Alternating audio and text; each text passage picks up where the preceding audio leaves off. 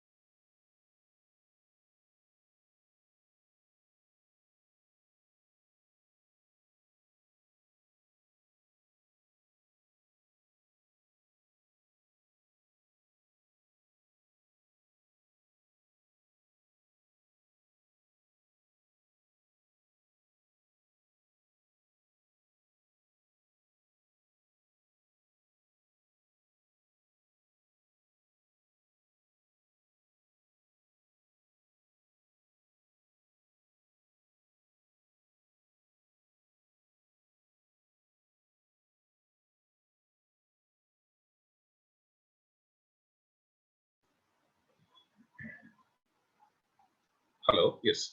I think good morning. We'll start the session, right? So today's subject is international business management, right? So last class we discussed about the introduction to international business management and importance of multinational corporation and various things we discussed. So today we'll continue with that. So last class also we discussed about the important association like SARC and everything. So some more associations also there in multinational corporation. What is the importance and what are the functions, right? So we'll see one by one and move to unit 3 and unit 4 and unit 5 also. Right? So I'll share the PPT.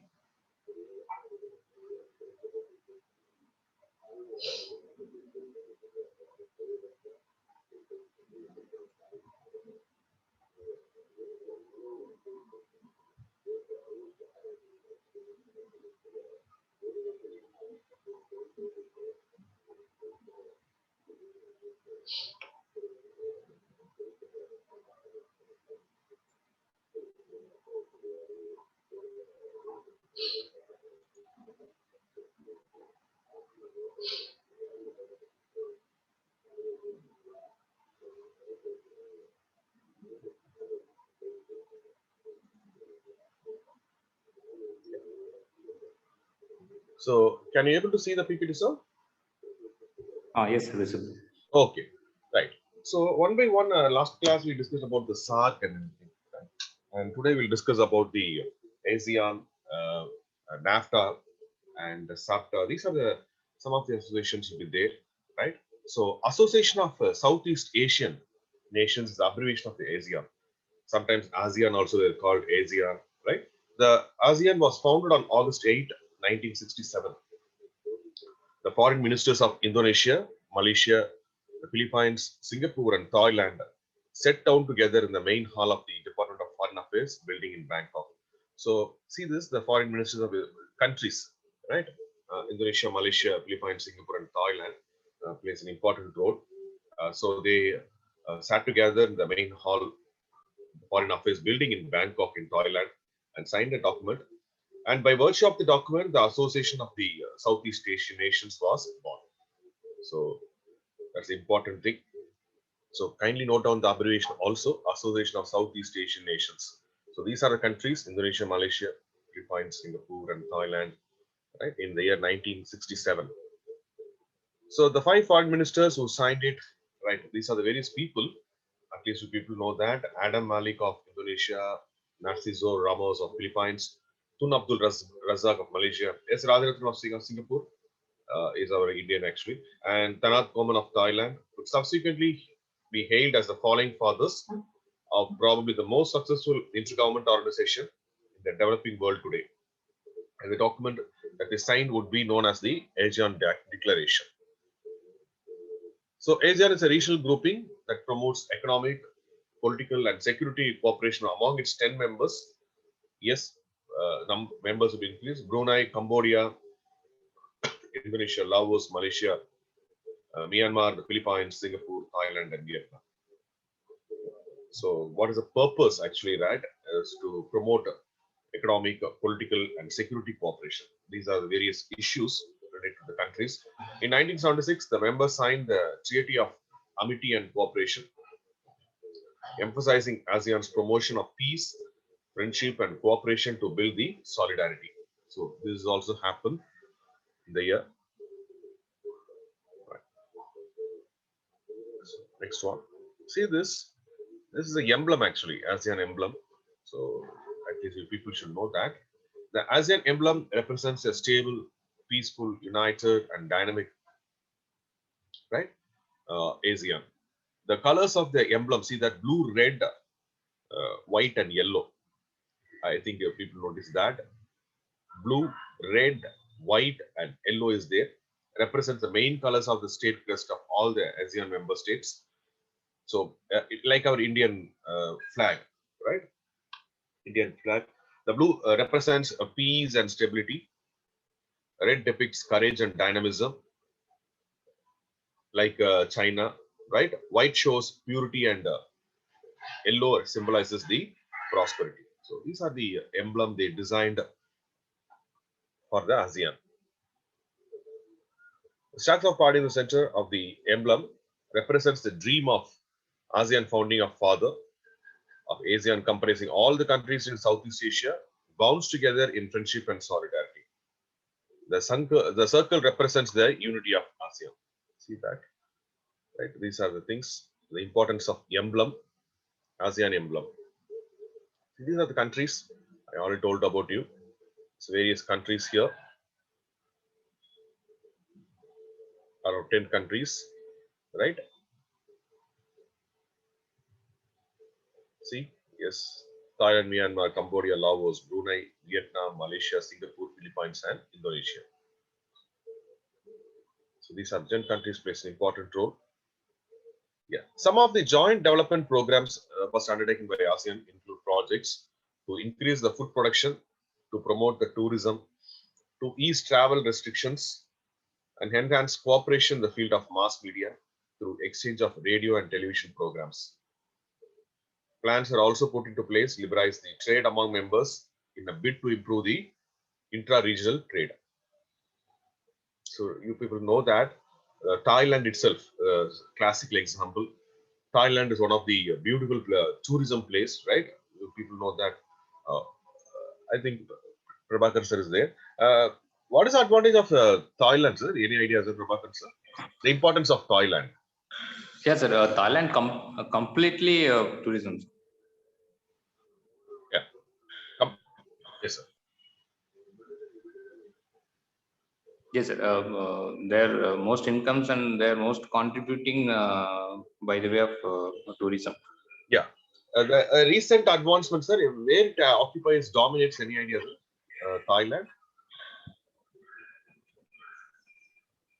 Thailand is so good in medical tourism, sir, nowadays. In tourism only, they are very strong in medical tourism. Yeah, I think, medical tourism. Okay, correct.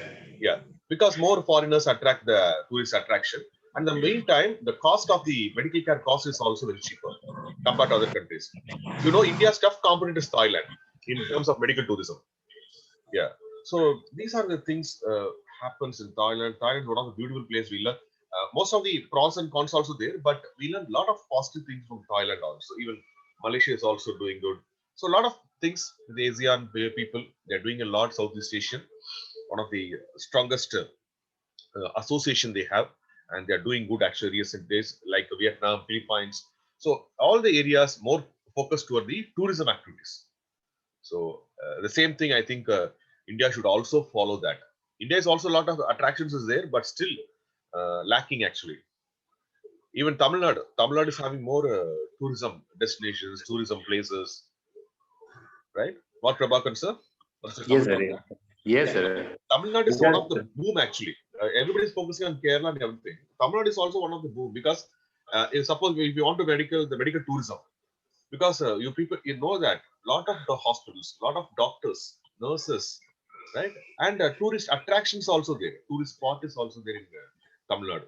But they Yes, are sir. not developing, yeah, because of the political issues.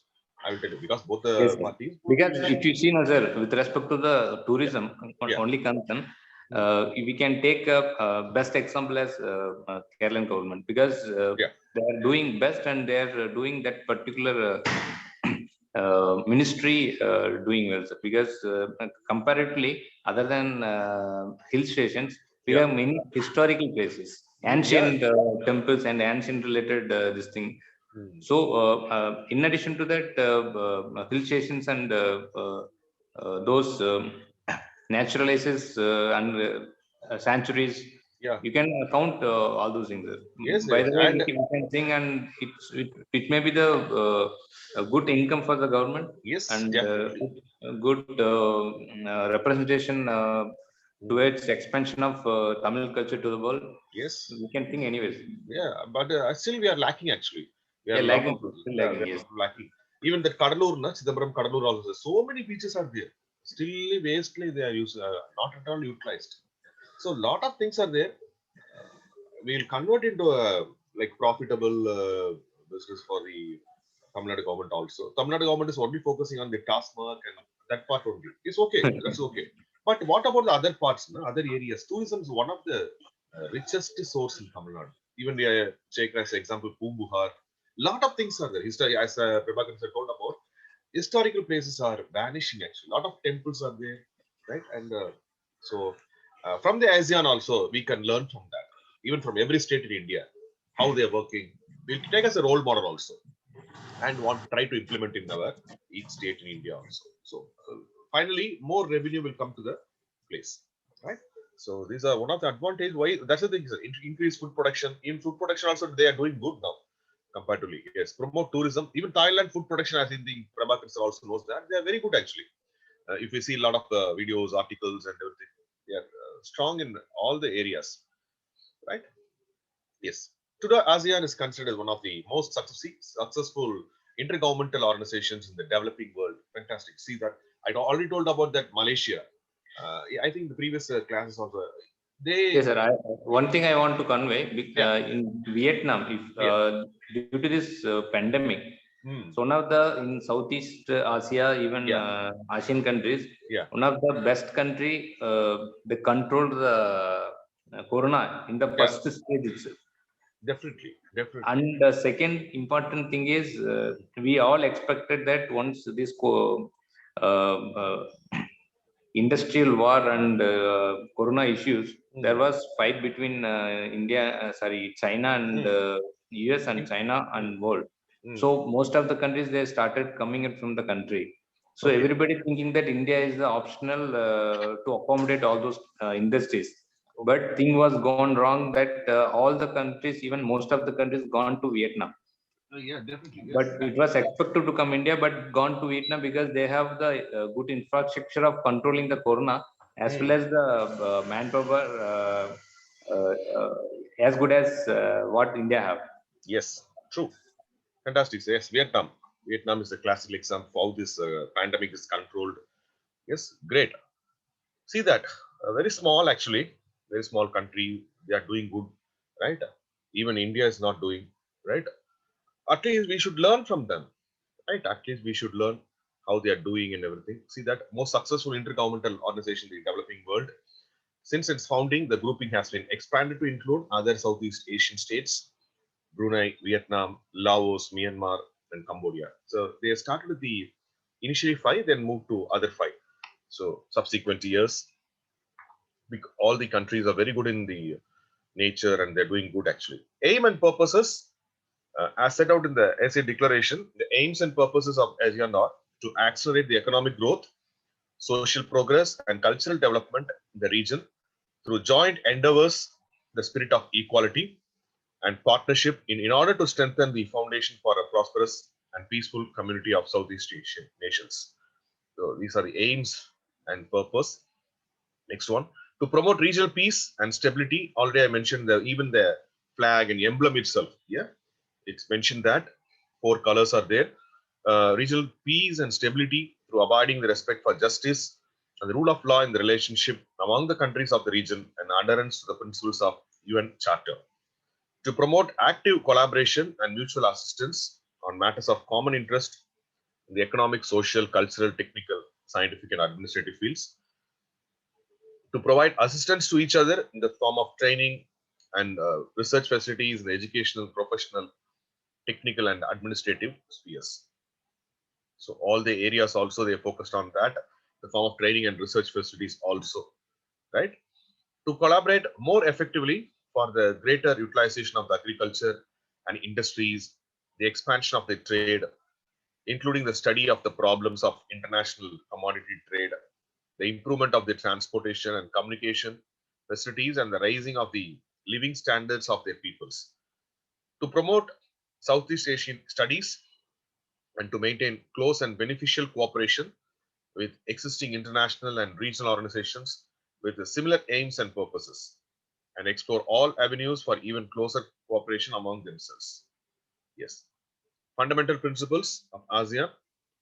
So, in the relations with one another, the ASEAN member states have adopted the following fundamental principles as obtained in the Treaty of Amity and Cooperation in Southeast Asia. It's called as TAC of 1976, the Association of ASEAN. Mutual respect for the independence, sovereignty, equality, territorial integrity, and national identity of all nations. The right of every state to lead its national existence free from external interference, subversion, or coercion. Non-interference in the internal affairs of one another. Settlement of differences or disputes by peaceful manner. Denunciation of the threat or use of force and effective cooperation among themselves.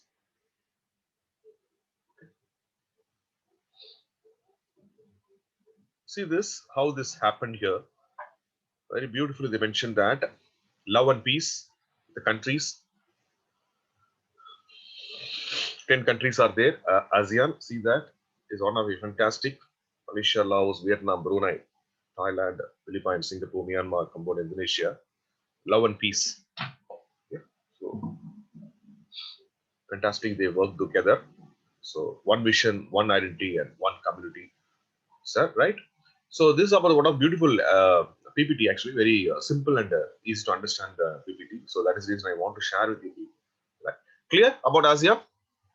So finally, they end with love and peace, so, right?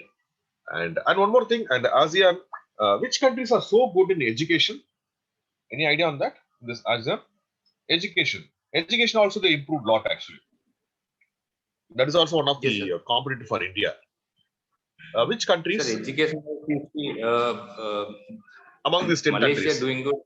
Yeah. Yes, sir. Vietnam doing good. Philippines doing good. Hmm. But one Singapore, of course. And in this, another one important thing, the Philippines, with respect to the marine industry, Okay. one of the main manpower supply to the world. Okay. India and Philippines, they are dominating.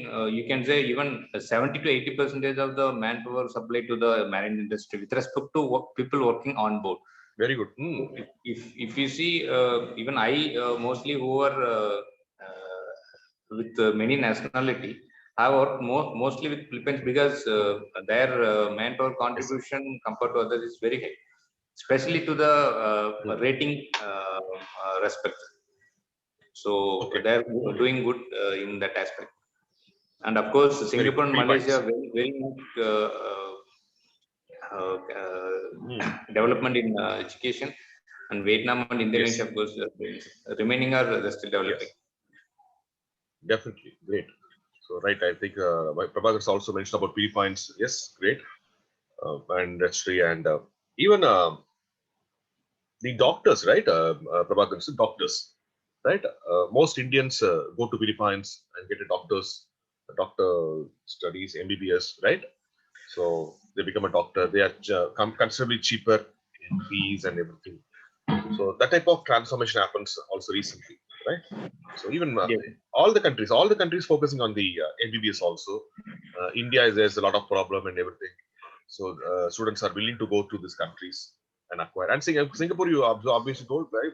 One of the leading universities are also there compared to India. Singapore education system is also very good. You know that Singapore is very tough and strict and disciplined country. So in the all the aspects in education also Singapore is doing good. So this is about something about Asia, right? I think the people are clear. Next, we'll go to move to NAFTA PPT. So this PPT will tells about some importance about the ASEAN. Yeah, this PPT is visible for you, NAFTA. Yes, sir. Listen. Okay, yeah. So one by one, we discussed the SARC in the last session. Now ASEAN, now NAFTA. What you mean by NAFTA? North American Free Trade Agreement is a comprehensive trade agreement that sets the rules of trade and investment between Canada, United States, and Mexico. So see that the countries in ASEAN, 10 countries, and here these are 3 countries happened: Canada, US, and Mexico. NAFTA has systematically eliminated most tariff and non-tariff barriers to free trade. That's the main purpose why this NAFTA is considered as important, why this plays a vital role to free trade and investment between the NAFTA, 3 NAFTA countries. So Canada, Mexico, and US.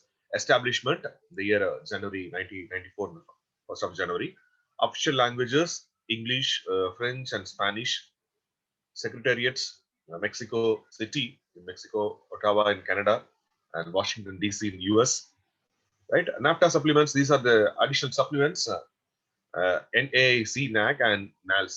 Right? These are the supplements of NAFTA. Right? Kindly note it down. So these 3 countries.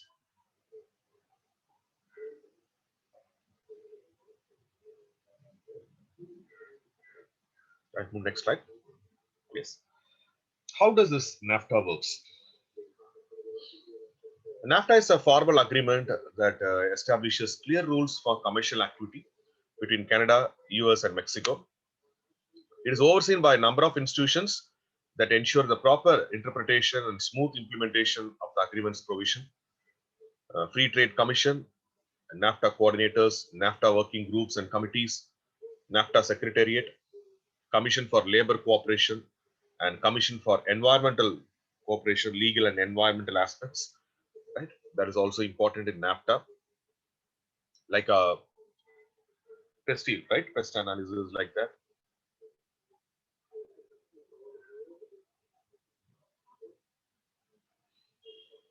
So kindly note down the important bullet points.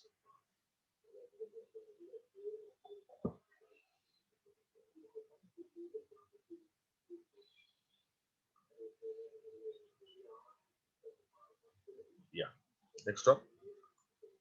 Objectives of NAFTA: to eliminate trade barriers. I already told about that, and facilitates the cross-border movement of goods and services between the parties.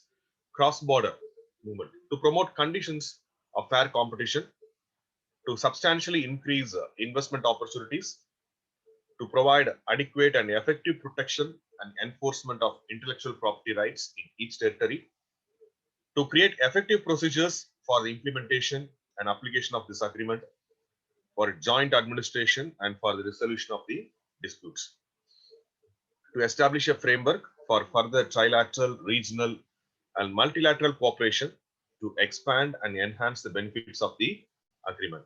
So these are the normal objectives of NAFTA.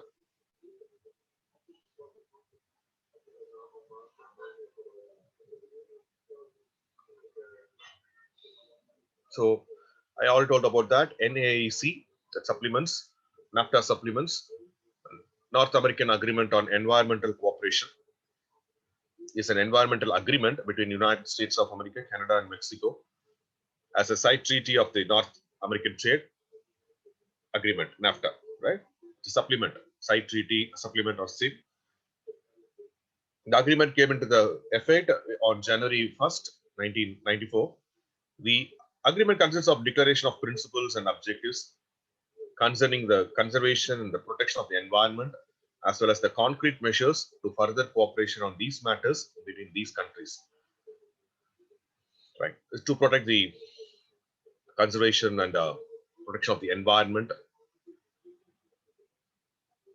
So very important thing here.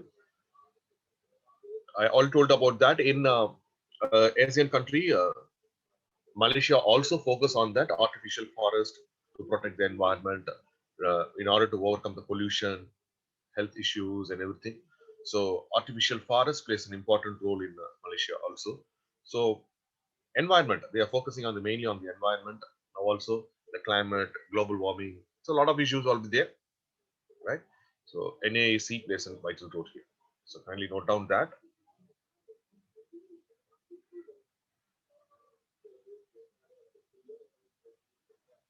Next one, another supplement, another site treaty is NALC. The NALC, North American Agreement on Labor Cooperation, was signed on September 14, 1993 by the presidents of Mexico, US, and Canada as one of the supplementary accords in NAFTA. So, but came to the figure of force in January 1st, 1994, along with the NAFTA and everything. The NALC was the first international agreement on labor to be linked on international trade agreement. It provides a mechanism for member countries to ensure the effective enforcement of existing and future domestic labor standards and laws without interfering in the sovereign functioning of the different national labor system, an approach that made it novel and unique. Okay. So this is about the NALC, labor laws.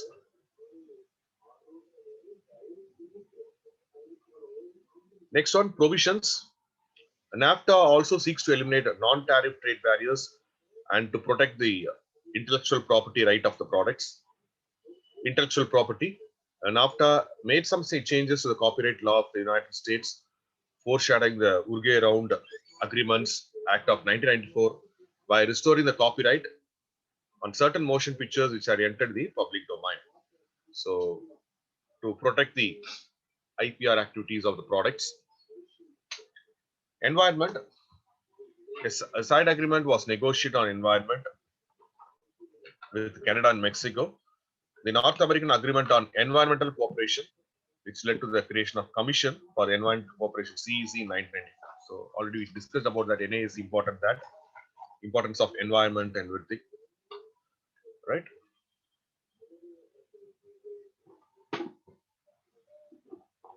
Next one, transportation infrastructure. Various things now comes into the picture now. Environment, transportation, infrastructure.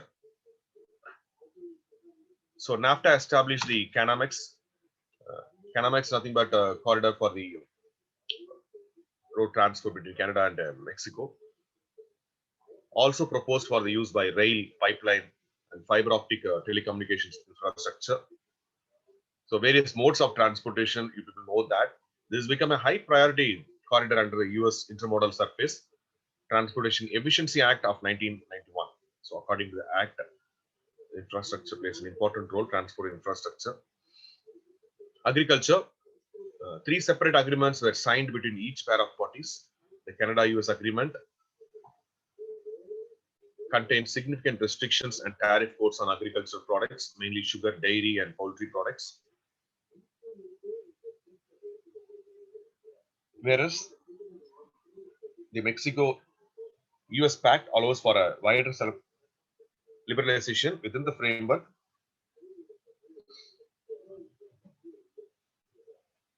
of phase-out periods. It was the first North-South FTA on agriculture to be signed. Clear?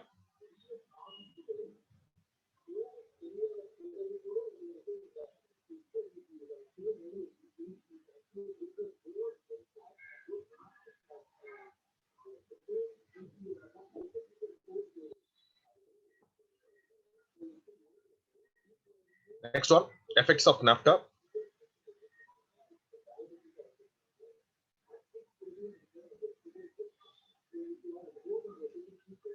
Benefits for the importers by reduced or duty-free goods. Trade and investment levels in North America have increased, bringing strong economic growth, job creation, and better prices and selection in consumer goods. There has been great increase in trade among the 3 countries, and market access within each country also increased considerably. Improved economic stability in the US marketplace, a marketplace that is increasingly driven more by supply and demand than by barriers to commerce. These are the benefits. Limitations, it has negative impacts on farmers in Mexico who saw food prices fall based on cheap imports from US agro business. So one side is the pros and cons will be there, right? So limitations also, the three countries should focus on that. Yeah, Mexico saw food prices fall based on cheap imports from US agro business.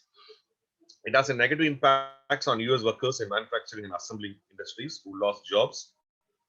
Critics also argue that NAFTA has contributed to the rising levels of inequality in both the US and Mexico. Some economists believe that NAFTA has not been enough to produce an economic convergence, not to substantially reduce poverty rates. So contribution to NAFTA, see these three countries. United States, contribution supply, technology, services, data processing, medical and space research and capital. Canada, minerals, rich in forest products. You know that compared to US, Canada, the more environment is good actually. Rich sources also there, and it's not exploited. Energy and technological expertise. See, the difference is itself is there. So here, more focus on the environment. Canada is rich and good in environment thing. Mexico, labors, petroleum, and agricultural products. Mexico agriculture is also very good actually. India's trade with US. Yes, India's major exports items. See this. Stones, diamonds and gold jewelry, woven apparel, knit apparel, fish and seafood, iron steel products, organic chemicals. See that these are the major exports. Imports, sophisticated machinery, electrical machinery, medical and surgical equipments. This is one of the important area they are importing. Aircrafts, yes, definitely India is doing that. Aircrafts and spacecrafts, plastic, wood pulp, metals. So these are the things India's trade with US. India's trade with Canada. Major export garments, again that apparels, garments and everything, right? So you people know that India's garment industry is so good. Gems, jewelry, precious stones, engineering goods, iron, once again iron and steel, coffee, spices, organic chemicals. Coffee is also rich in India. So Canadians like that coffee. And what are the import for items? See that newsprint in rolls or sheets. Again, copper ores and concentrates, peas dried and shelled, iron scrap, potash, copper, scraps, maybe wood pulp, minerals, industrial chemicals. And India's trade with Mexico, see this, major export items, transport equipments, ready-made garments, drugs, pharmaceutical, inorganic, organic chemicals, machinery and instruments, electronic goods, dyes and intermediaries, articles of iron or steel. These are the major import, iron and steel, plastic and articles, nuclear reactor, medical or surgical equipments, ore, slag and ash, organic chemicals. So these are the various things. How India is having that connection with the NAFTA and how they are doing good and everything, right? So here that normally US and Mexico is having the problem, right? Maybe Mexico is part of the thing, but what is the problem they're facing actually, Mexicans? Any idea?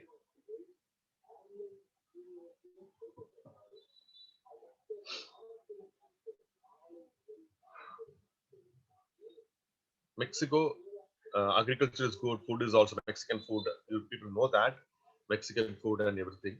So, what is the normal problem with Mexico in terms of employment or any opportunities in US? Any idea on that?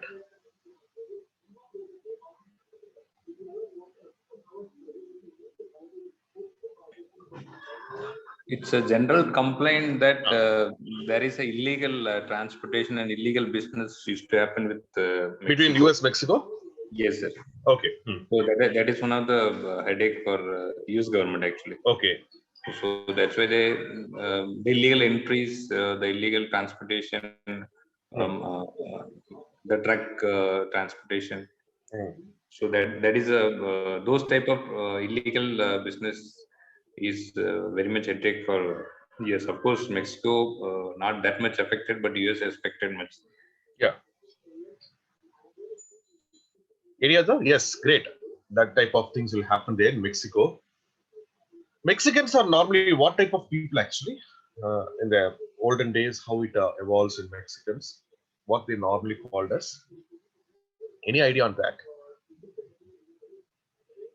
Uh, I think Red Indians. Red Indians, great. Mexicans are red Indians, and the lower level jobs in US. I think you know that Mexicans only doing right in lower level jobs and everything like housekeeping or drivers, right? All the activities taken care by the Mexicans only. So that's a normal thing happen, and even Mexicans doesn't like Indians also in US. You know that, right? Because Indians occupies dominant position in that. Okay, so these are the things with Mexico, but Mexico is one of the West country also, and here India's trade with the US. Normally, India's major import medical and surgical equipments, everything we mentioned that, but even a few days back also, Kamala Harris told about that. What is there any idea on that about this Corona issue, India and US relationship?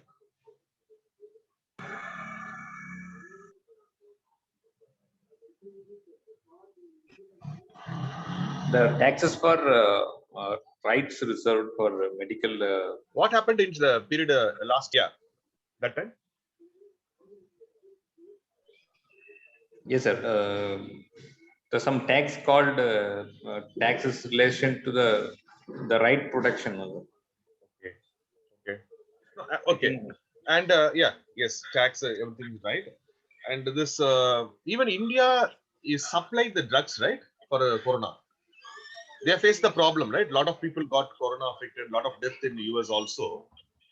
India supplies the drug, right? yes, sir. Yes. I see that one point of time, we are not exporters. India is not exported to US in terms of medical and surgical, right, drugs and everything. But at that time, right, India itself export goods like hydroxychloroquine and for the corona and everything, right, to the US. So, yes, 2 days before, or recently also, Kamala Harris mentioned that now India is facing a problem. Definitely, US will help India in the crisis time, right? So, these are why I'm telling this is a building up the relationship between the countries, right? So, export and import also plays an important role. The importance of that. So, that should be taken care by all the nations and all, right? NAFTA is one of the beautiful things. With the three countries, we can learn a lot of things. Even I shown with this, this is one of the beautiful PPT. I admire this PPT because very simple thing and how it happens with the US, Canada, and Mexico, right? And what is the role of India also, right? So India with US, Canada, and Mexico. Clear? All are clear? So for that reason, I want to share this PPT for you also. Clear? Right. NAFTA, importance of NAFTA. I think now you know the countries also, who are the people involved in a NAFTA. Right. So I'll move to next PPT about the SAPTA. So shall I move to, are you writing? Anybody wants to write? How many people are there? Yeah. Yeah. Kausana ma'am is there, Prabhakaran sir, Supraja ma'am. Yeah. Sridharan sir.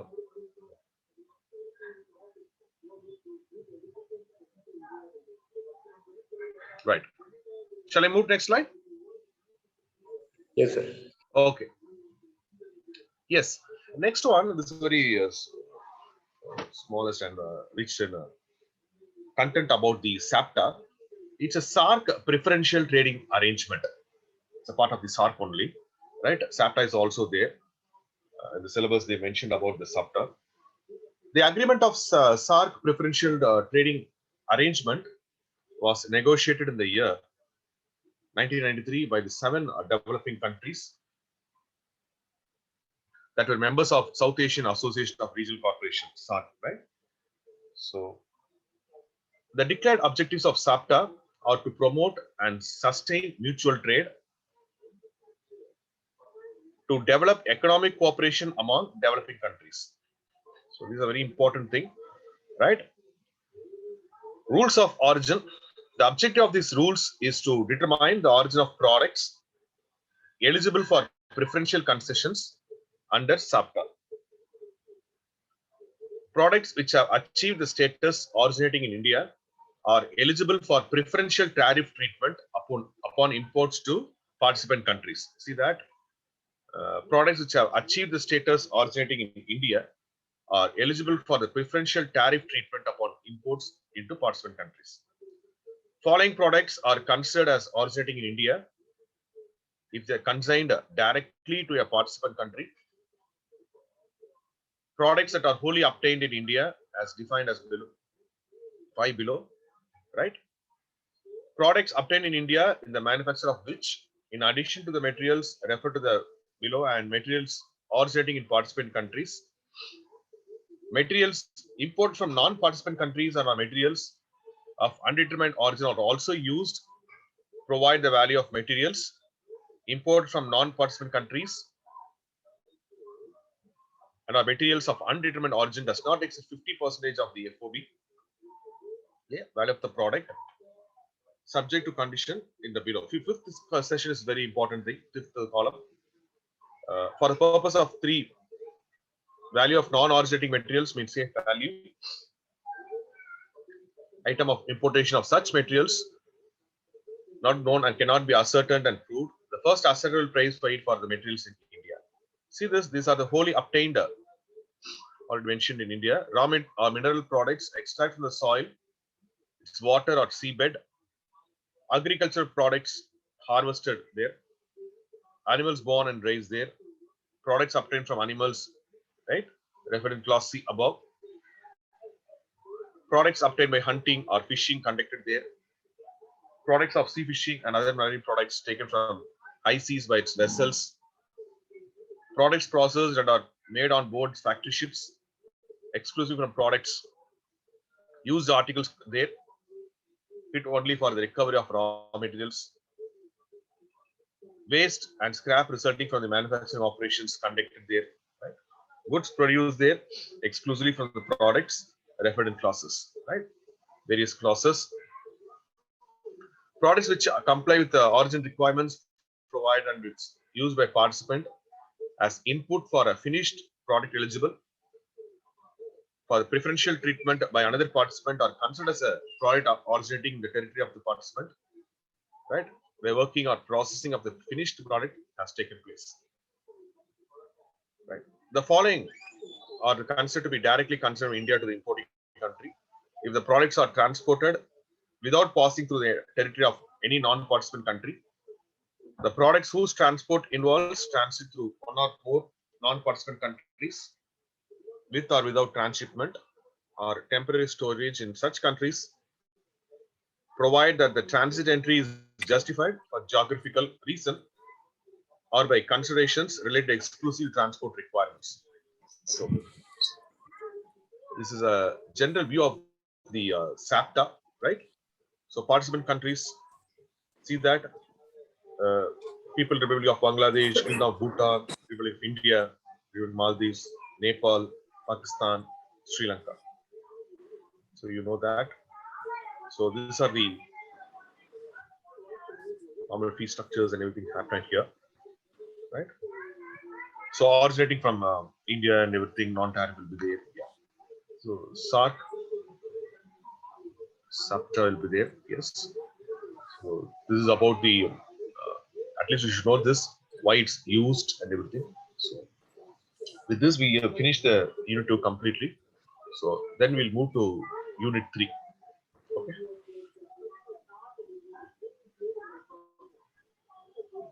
Just a minute. I'll share the PPT for unit 3.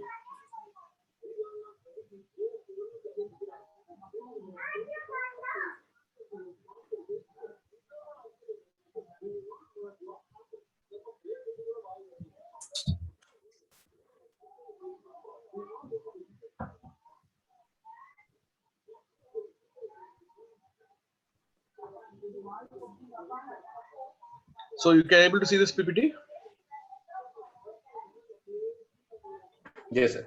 Yeah, unit 3, industrial policy, right? Various things will be there. like FDI, foreign collaborations. Sir, excuse me.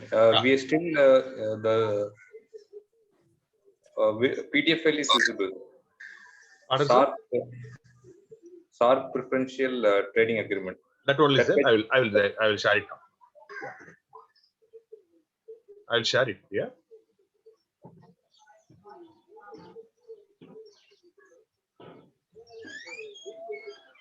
Now. yeah, yes, yes. Yes. Right. Yeah. Industrial policy. Right. Industrial policy. FDI, foreign collaborations. These are constituted together in Unit 3. So we'll discuss one by one. So here also a lot of important points are there. So industrial policy of India. What do you mean by that and everything? So kindly note it down. It's a meaning of industrial policy of India. Government action to influence the ownership and structure of the industry and its performance. Right? It takes the form of paying subsidies or providing finance in other ways or of regulation. It includes procedures, principles, policies, rules, and regulations, incentives and punishments, the tariff policy, the labor policy, government's attitude towards foreign capital, etc. So, see that important thing: the government action to influence the ownership and structure of industry and its performance. That is a main aspect of industrial policy in India, right? And various providing financing, right? Financing, regulation, everything will be happen.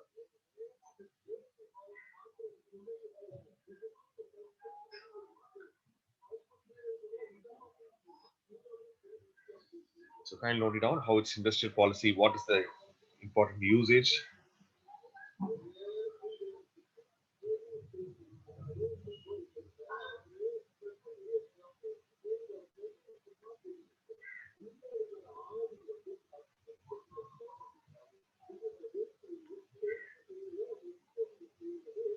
Okay.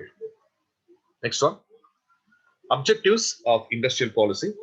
The main objectives of the industrial policy of the government in India are to maintain a sustained growth in productivity, to enhance the gainful employment, to achieve optimal utilization of human resources, to attain international competitiveness, to transform India into a major partner and a player in the global arena. So these are the objectives. First one we discussed about what is the meaning, what is the purpose, right? Now objectives. Why this objectives plays an important role in industrial policy of government of India. So various aspects: productivity, employment, optimal utilization of human resource, international competitiveness. That's very important there. To transform India into a major partner and player in the global arena. That's happening now. Yes, that's happening now. Actually, the real situation also it happens. The political level, whatever it may be, but somewhat it's happening. Yes, maybe yesterday also a news came. Anybody knows about that yesterday? About this deals with the corona and everything. Any idea? Yesterday also they discussed in the news and everything.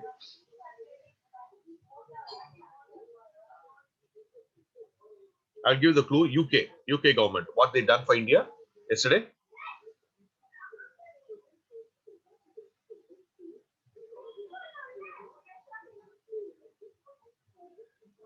UK, what they done for India yesterday, especially to corona. Now tell me.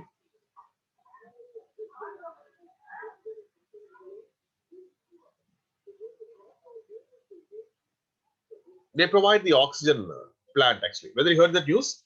Uh, World largest flight carrying the containers, right? Oxygen plant containers and oxygen supplies. They reached India yesterday night. You people heard about that or not?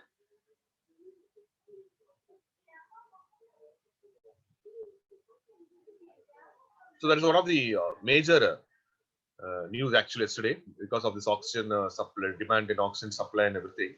So UK helped India in the major crisis. Why that's happened? That India is transformed. India become a neighboring country, right, to all the nations. Other nations liked India so much, So that is one of the things. That's also one of the advantage for India, right? Internationalization, right? International competitiveness India is having now. So whatever crisis it happens, maybe other countries also willing to help India in the crisis time. Yesterday, you may see the news also. Yesterday, world largest flight from UK uh, coming with the container, right? Entire container about the oxygen plant itself to help out India in a crisis. So these are the things, right? Next one, industrial policies in India since independence. See that how it happens here. Timelines of industrial policy reform, industrial policy revolution, evolution. See this how the years happened and how it goes, right? Industrial policy 1948, 56, 77, 80, 90, 91. See this latest thing is industrial policy 1991. So various amendments happened, right? So industrial policy 1948 is the first beginning. So kindly note it down when it happens. Red tapeism in public sector, progress of private sector, not possible. Coordination of problems between government and public sector in the year 1948. So see that next one, private sector pushed to backlog, hampered private entrepreneurs, private sector to benefit of loopholes, state was overburdened. Next one, no radical changes in foreign collaborations, failed to limit production of articles, denying of availability of the funds, right? Closure of district industries, right? Rate of GDP went down, denying of availability of the funds, infrastructure industries affected, failed to promote small scale industries. So various things happened. So industrial policy reforms happened with the various years, respective years, right?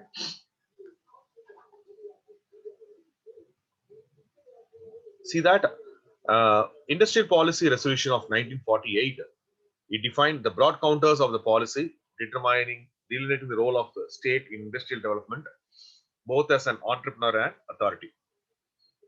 It made clear that India is going to have a mixed economic model.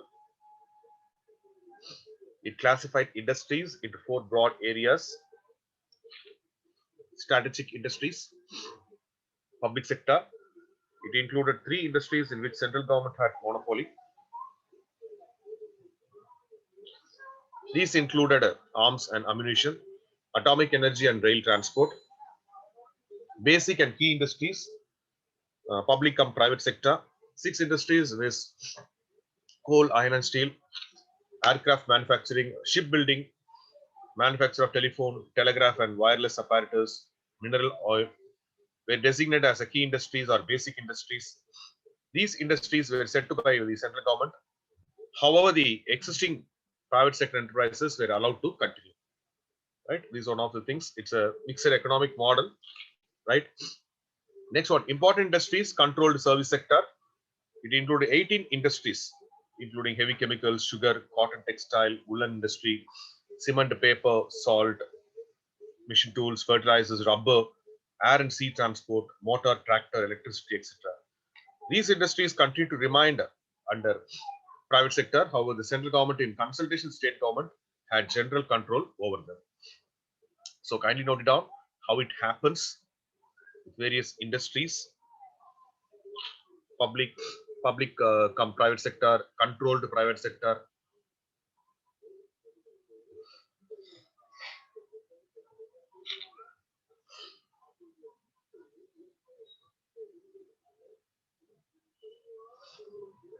Yeah, shall I move next slide? Yeah. See this other industries. There are four types I told about you people, right? Four areas: strategic, basic, or key, important, other industries, private and cooperative sector. All other industries which are not included above and mentioned three categories were left open for the private sector. Next one, the Industries Act, Development Regulation Act was passed in 1951 to implement the industrial policy resolution 1948, right? So see that in between it happens here. Industrial policy statement of 1956. Government revised the first industrial policy, that is policy 1948, through the industrial policy of 1956. Okay. It was regarded as the economic constitution of India or the Bible of the state capitalism. The 1956 policy emphasized the need to expand the public sector, to build up a large and growing cooperative sector, and to encourage the separation of ownership and management in private industries, and above all, prevent the rise of private monopolies. It provides the basic framework for the government's policy in regard to industries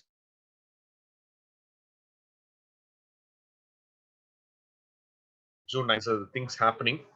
1950s importance of the industrial policy statement of 1956.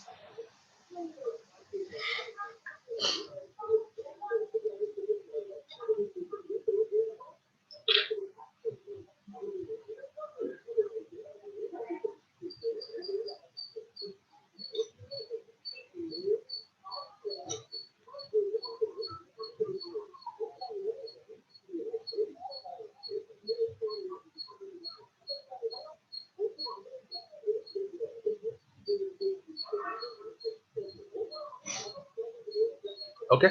Yeah.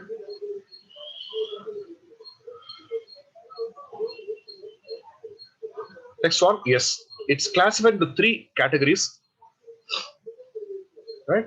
IPR 1956 classified industries into three categories. Industrial policy relationship. Schedule A, Schedule B, and Schedule C. Schedule A, consisting of 17 industries, was the exclusive responsibility of the state. Out of the 17 industries, 4 industries, namely arms and ammunition, atomic energy, railways, and airport transport, had central government monopolies. New units in the remaining industries were developed by the state governments. Schedule B, consisting of 12 industries, was open to both the private and public sectors. However, such industries were progressively state-owned. Schedule C, all other industries not include these two schedules constitute the third category, which was left open to the private sector. However, the state reserved the right to undertake any type of industrial production. See this, Schedule A, Schedule B, and Schedule C. It happened in the year 1956 IPR, Industrial Policy Resolution.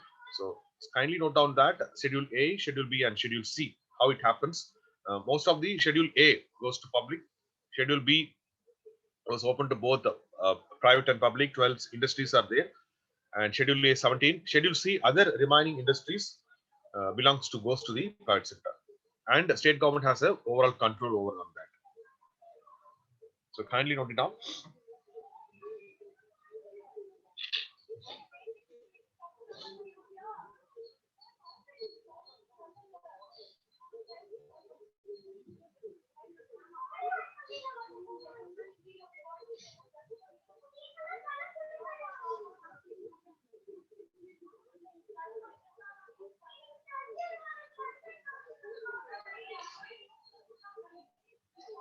Next one. I move next one. Industrial licenses. The importance of industrial license. In order to open a new industry or to expand production, obtaining a license from the government was a prerequisite. Opening new industries in economically backward areas was incentivized through easily licensing and subsidization of critical inputs like electricity and water. This was done to counter regional disparities that existing in the country. Right? Licenses to increase production were issued only if the government was convinced that the economy required more of the goods.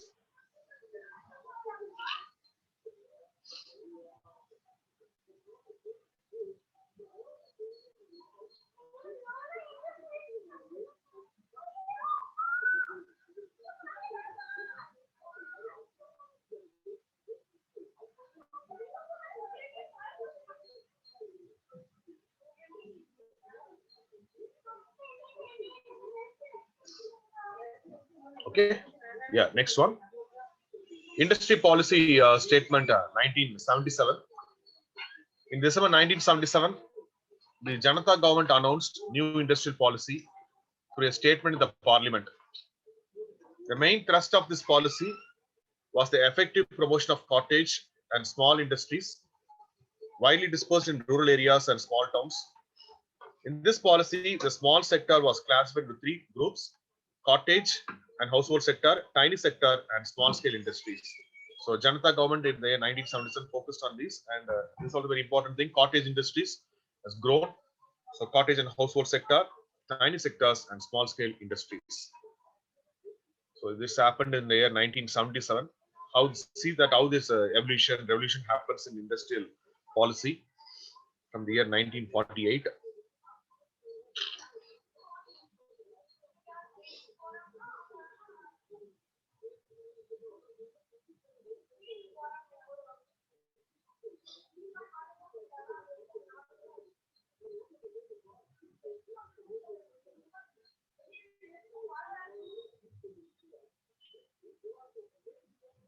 Next one, industrial policy of 1980 sought to promote the concept of economic federation to raise the efficiency of the public sector and to reverse the trend of industrial production of the past 3 years and reaffirmed its faith in the monopolies and restrictive trade practices MRTP Act and the Foreign Exchange Regulation Act MRTP and FERA Act. The year 1980 it comes into the picture. New industrial policy during economic reforms of 1991, the long-awaited liberalized industrial policy was announced by the government of India the year 1991 in the midst of severe economic instability of the country. The objective of the policy was to raise efficiency and accelerate the economic growth. Right? So it happens in the year 1991.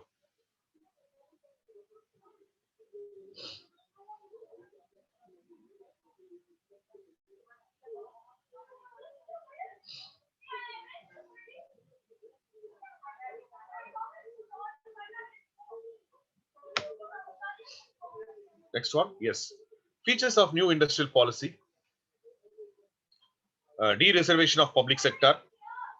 Sectors that are exclusively reserved for public sector were reduced. However, preeminent place of public sector in 5 crore areas like arms and ammunition, atomic energy, mineral oils, rail transport, and mining was continued. Presently, only 2 sectors, atomic energy and railway operations, are reserved exclusively for the public sector. Yes, other things are become privatization, right? De-licensing, abolition of industrial licensing for all projects except for a short list of industries. There are only 4 industries at present related to security, strategic, and environmental concerns where industrial license is currently required. Electronic, aerospace, and defense equipment, specified hazardous chemicals, industrial explosives, cigars, and cigarettes of tobacco and manufactured tobacco substitutes. Disinvestment of public sector, government stakes in public sector enterprises were reduced to enhance their efficiency and competitiveness. Liberalization of foreign investment. This was the first industrial policy in which foreign companies were allowed to have majority stake in India. In 47 high priority industries, up to 51% of FDI was allowed. For export trading houses, FDI was up to 74% was allowed. Today, there are numerous sectors in the economy where government allows 100% FDI also. Foreign Technology Agreement, FTA. Automatic approvals for technology-related agreements. MRTP Act was amended to remove the threshold limits of assets in respect of MRTP companies and dominant undertakings. MRTP Act was replaced by the Competition Act in the year 2002. So that can be reframed and renamed also, right? So I think with this, we'll stop here. Maybe 5 minutes have the break. We'll meet at 10:10.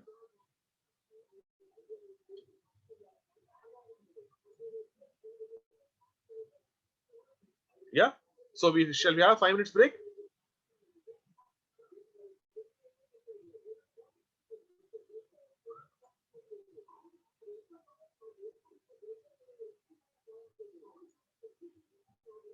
Yeah, all are there, no? Prabhakaran sir, Satyanarayan sir, Sridharan sir. So shall we meet after 5 minutes? Okay.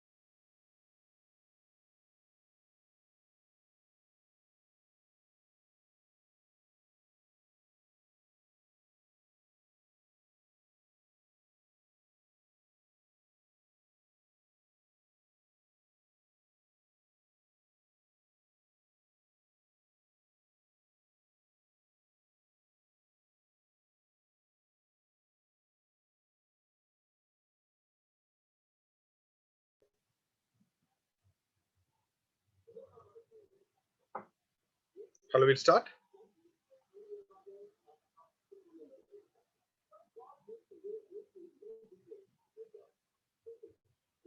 Hello, shall we start?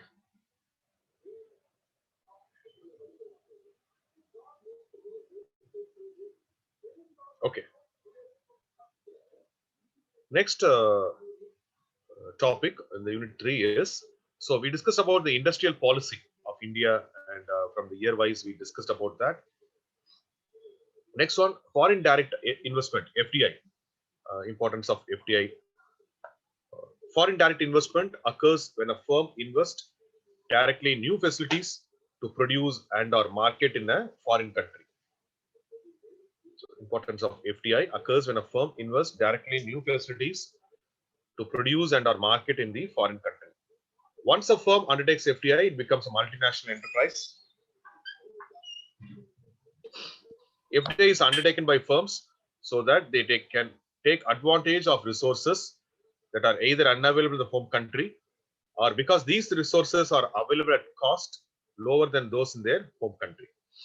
The firm has significant control of its foreign operation and can affect managerial decisions of the foreign operations. It usually involves participation management, joint ventures, transfer of technology, and expertise. See that? So when it happens, so participation management, joint venture, transfer of technology, and expertise with the respective countries.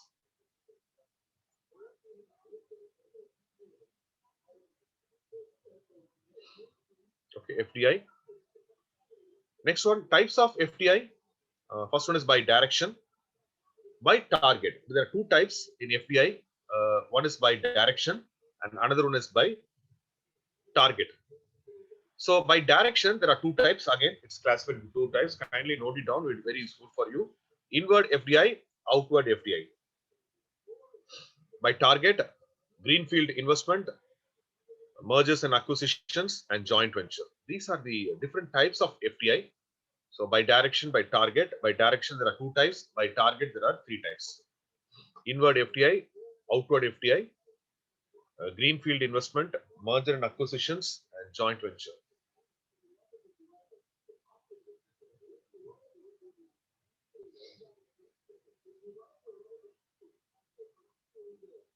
Next one, what do you mean by inward FDI? Inward FDI for an economy can be defined as capital provided from a foreign direct investor residing in the country to that economy which is residing in another country. Inward. Okay. Here, investment of foreign capital occurs in local resources. Flow of inward FDI may face restrictions from factors like restraint on ownership and disparity in the performance standard. Example, General Motors decides to open a factory in Malaysia. They are going to invest some capital. Okay, that capital is inward FDI for Malaysia. See that that's a very simple concept. Flow of inward FDI, how it happens. So a company is going to, General Motors is going to open a factory in Malaysia. They are going to invest some capital, right? This capital is inward FDI for the Malaysia. So kindly note it down. What is inward FDI? And a very simple example, the FDI concepts.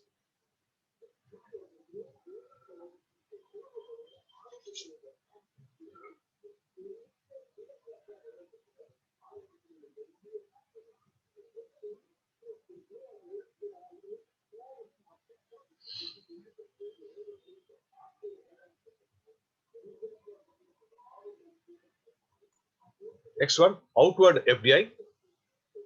When investment is made by a domestic company in the foreign country, then there is outflow of FDI from domestic country to the foreign country. Foreign direct investment, which is outward, is also referred as direct investment abroad. Outward FDI faces restrictions under a host of factors as described below. Industries related to defense are often set outside the purview of outward FDI to retain government control over the defense-related industrial complex. Subsidy scheme targeted at local business. Government policies which lend support to the phenomenon of industry nationalization.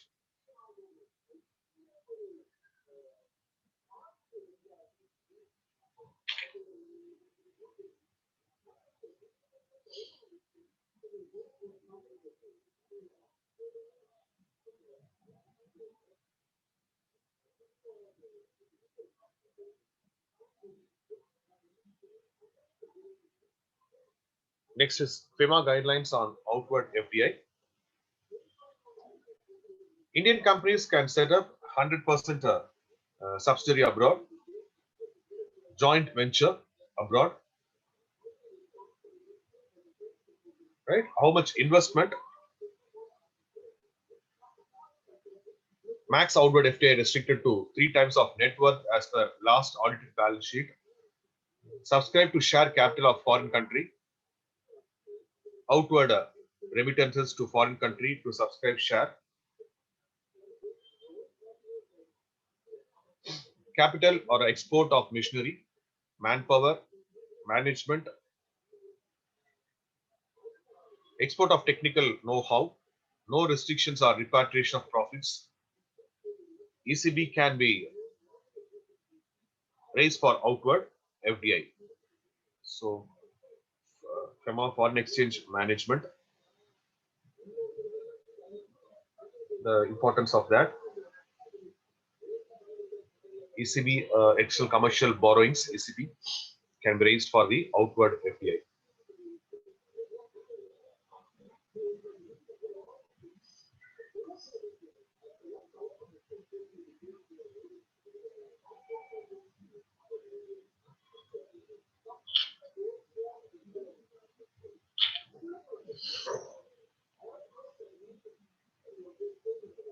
Okay, so this is about the by direction, by target. Greenfield investment, merger acquisition, and joint ventures are called as the target in FDI type. Greenfield investment, a form of foreign direct investment, where a parent company starts a new venture in a foreign country by constructing new operational facilities from the ground up. In addition to building new facilities, most parent companies also create a long-term jobs in the foreign country by hiring new employees. Developing countries often offer prospective companies tax breaks, subsidies, and other types of incentives to set up greenfield investment. Governments often see that losing corporate tax revenue is a small price to pay if jobs are created and knowledge and technology is gained to boost the country's human capital. A related term to greenfield investment, which is becoming a popular, is brownfield investment, where a site previously used for a dirty business purpose, such as steel mill or oil refinery, is cleaned up and used for the less polluting purpose, such as commercial office space or a residential area. So, greenfield investment, brownfield investment, right?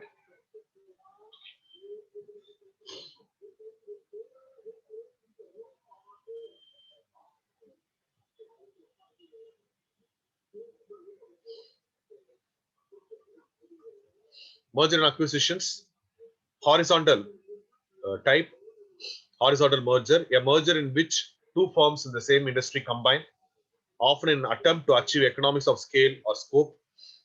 So, same companies can merge together. Vertical merger, a merger in which one firm acquires a supplier of or another firm that is closer to its existing customers, often attempt to control supplier distribution channel. Third one, conglomerate, a merger in which two firms in unrelated business combination. Purpose is often to diversify the company by combining the uncorrelated assets and income streams. The third one, conglomerate. Fourth one, cross-border, international. There is an international M&As, a merger or acquisition involving a Indian and foreign firm, either acquiring a or targeting company. This is the importance of merger and acquisitions by target. First one is greenfield investment. Second is merger and acquisitions.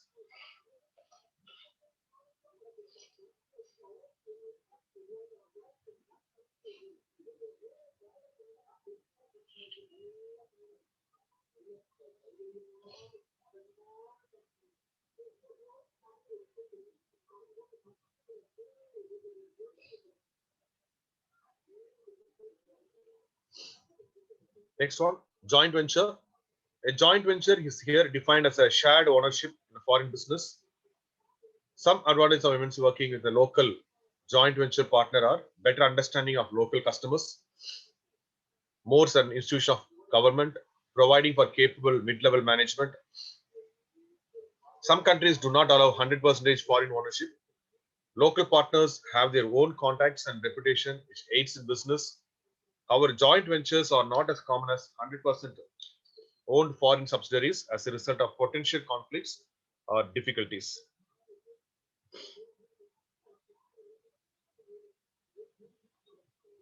Next one, importance of FDI. FDI provides a ready resource for the growth of economy. For capital-starved country, FDI could be a boom. Generating funds internally may require much time, and also FDI is motivated by long-term profit consideration of investors. The enhanced money inflow from overseas means that the country can import more goods that are basic to building of the economy. This is particularly important for developing country. FDI acts as the nucleus around which other business can grow. For example, Toyota Motors have established their automobile plants in India, and they source fraction of parts from local firms. See that business, how it happens. Automobile plants in India, and they source fraction of parts from the local firms. That combination of domestic, okay, and foreign country also.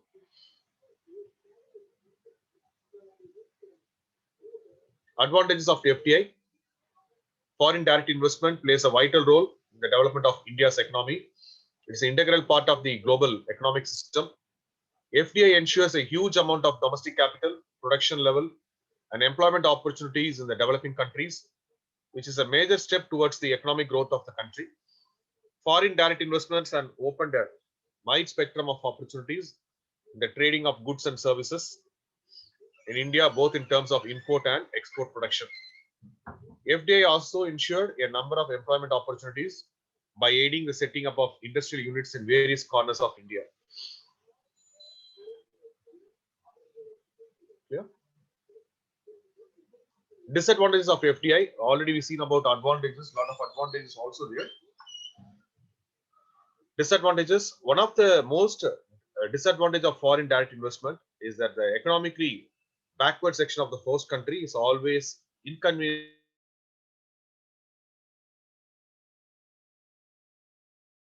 Foreign direct investors negatively affected in the country of the investor, the host country, could also pose a problem in case of foreign direct investment. Adverse effects on the balance of payments when the foreign subsidiary imports a substantial number of its inputs from abroad. There is a debit on the current account of the host country's balance of payments. It's balance of payments, BOP is called BOP. Yes, that's adverse effect. Yeah. So that also creates problem, and language and culture also creates problem in the FDI. So these are some of the disadvantages, and direct control, the foreign control over the underdeveloped country, developing countries. Yes, that also possibility is there. So they are not comfortable and affected also.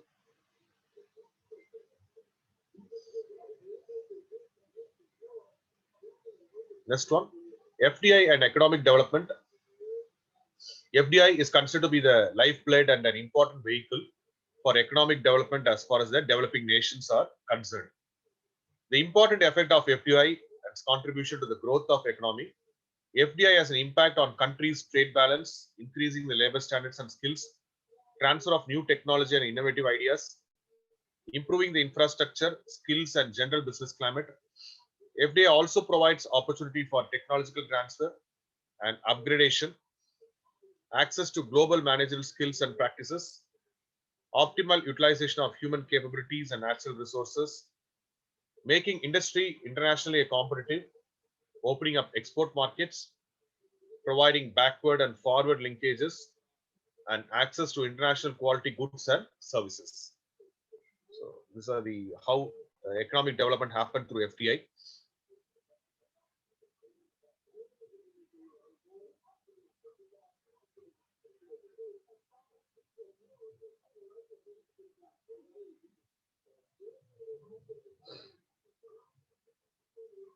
FDI policy in India.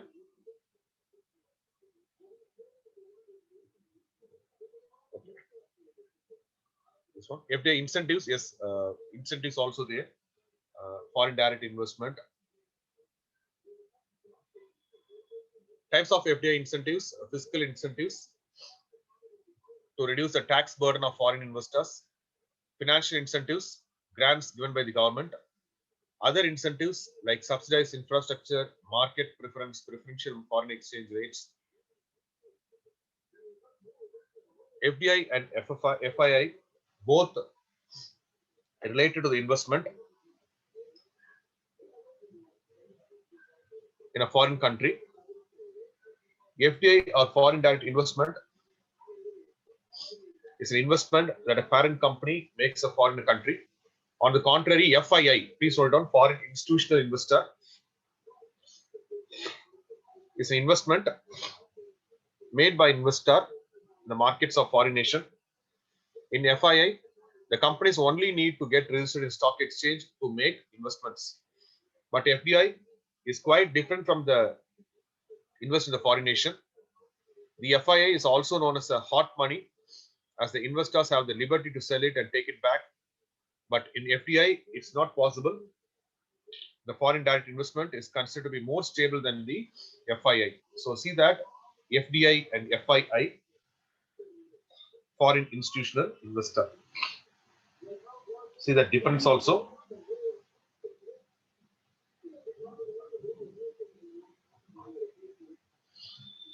FDI policy in India.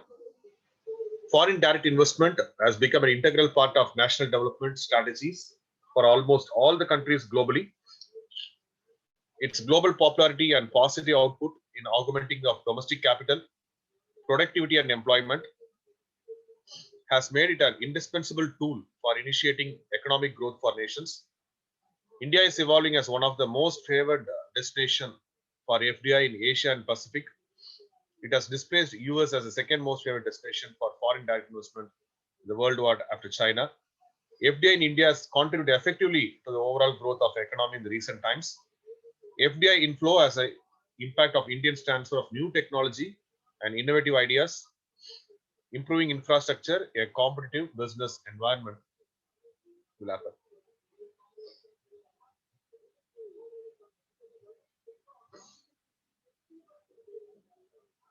FDI policy. India has almost among most liberal and transparent policy on FDI among the emerging economics. FDI up to 100% is allowed under the automatic route in all sectors except the following, which require prior approval to the government. Some of the industries like manufacturing of tobacco products and substitutes, manufacturing of electronic, aerospace and defense equipments, manufacturing of item exclusively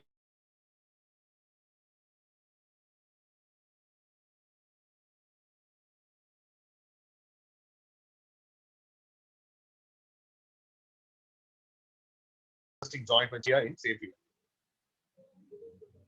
Right, this is FDI policy. Next is foreign collaboration. So we discussed about industrial policy, importance of FDI, right? Types of FDI and everything. Definition of foreign collaboration. Now, foreign collaboration. Foreign collaboration is alliance incorporated to carry on the agreed task collectively with the participation of resident and non-resident entities. Alliance is a union or association formed for mutual benefits of parties. Foreign collaboration in such an alliance of domestic, right, and abroad, right, domestic native and non-native entities like individuals, firms, companies, organizations, governments, etc., that come together with an intention to finalize a contract on some task or jobs or projects.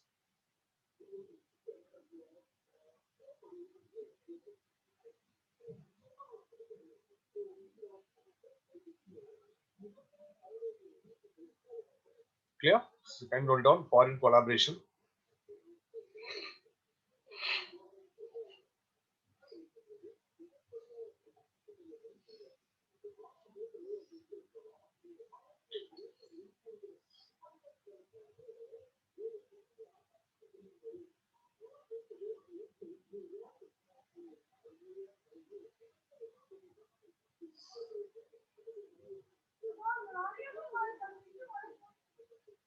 See, this foreign collaboration is alliance of resident and non-resident entities to carry out the agreed work collectively.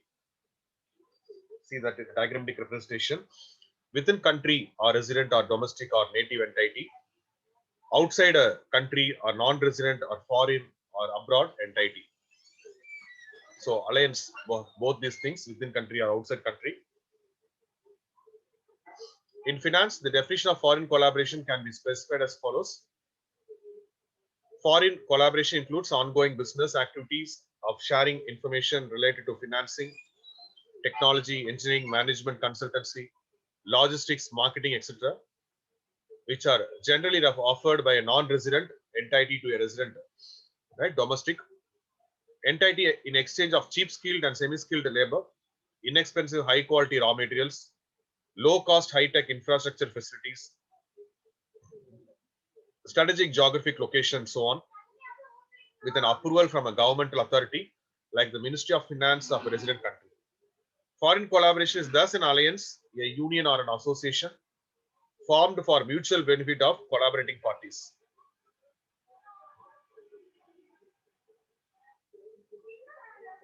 Right? So foreign collaboration, it's a diagrammatic representation. So see this, the diagrammatic representation. I will share next PPT.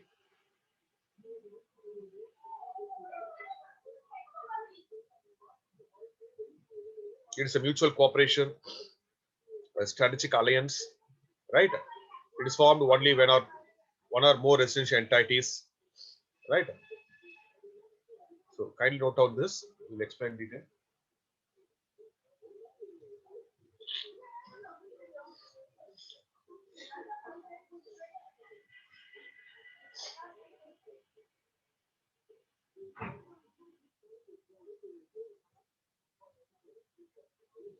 Yeah.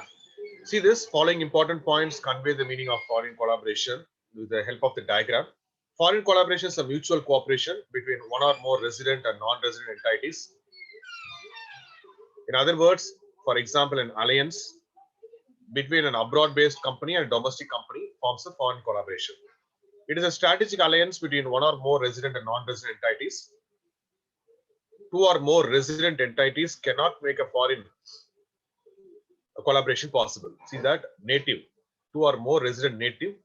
For its information and about definition, it is mandatory that one or more non-resident entities must always collaborate with one or more resident.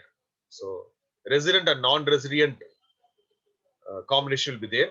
Before starting a foreign collaboration, both entities, for example, resident and non-resident company, must always seek approval from the government authority of the domestic country.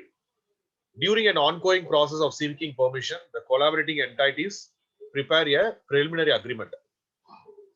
According to this agreement, the non-resident company agrees to provide finance, technology, machinery, know-how, management consultancy, technical experts, and so on. On the other hand, resident company promises to supply cheap labor, low cost and quality raw materials, ample land,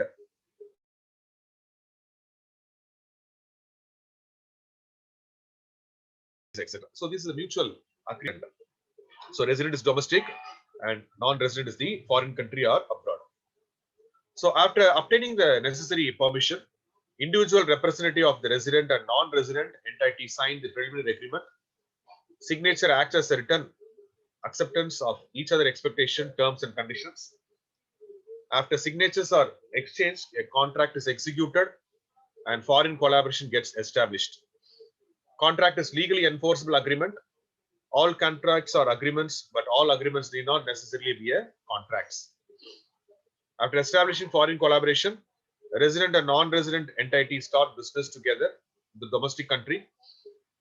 Collaborating entities share their profits as per the profit sharing ratio mentioned in the executive contract. The tenure of the foreign collaboration is specified in the written consent form. Right? See this, some of the example here.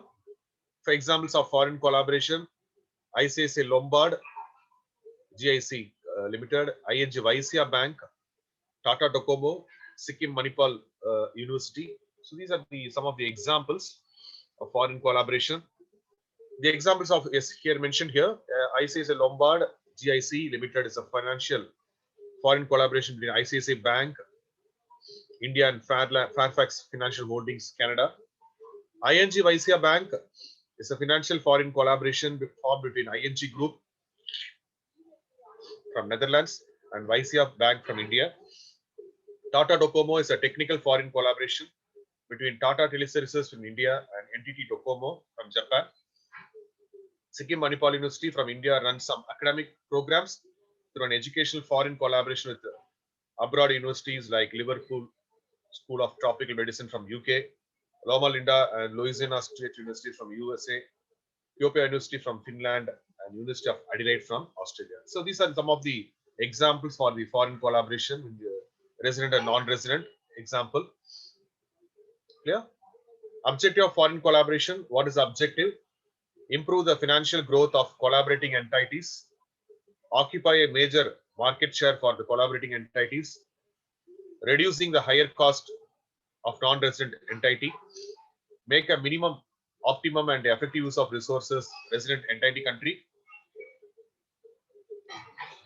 generate employment in the resident entities country. The main intention or prime goal or objective of the foreign collaboration is to improve the financial growth of the collaborating entities, occupy a major market share for the collaborating entities. Yes, so these are the things. So it's shown in the diagrammatic representation. Yeah. Yeah. Foreign collaboration. There are two types of foreign collaboration. A financial collaboration where foreign equity alone is involved. Technical collaboration. It's a technological transfer involving licensing of technology by the foreign collaborator for appropriate compensation. There are three relevant approving authorities: the Reserve Bank of India, the Department of Industrial Development, the Ministry of Industry, Government of India, Foreign Investment Promotion Board, FIPB. The FIPB is the nodal single window agency for all matters relating to FDI, as well as the promoting investment to the country, secretary, industry, chairs it. Its objective is to promote foreign direct investment in India by undertaking the investment promotion activities in India and abroad, facilitating the investment in the country by international companies, non-resident Indians, and the foreign investors through purposeful negotiation discussion with potential investors, early clearance of proposals submitted to it, and review policy and put in place appropriate institutional arrangements, transparent rules and procedures and guidelines for investment promotion and approvals. So these are the important thing, how this foreign collaboration and the FDI plays an important role in this. Yeah. Next is joint venture. Yes, next one important in the joint venture. A foreign company, depending upon its nature of business activities in India, may operate through an Indian company in any of the following manners: as a joint venture with the India partner, as a wholly owned subsidiary, a company where 100% shareholding is held by a foreign company.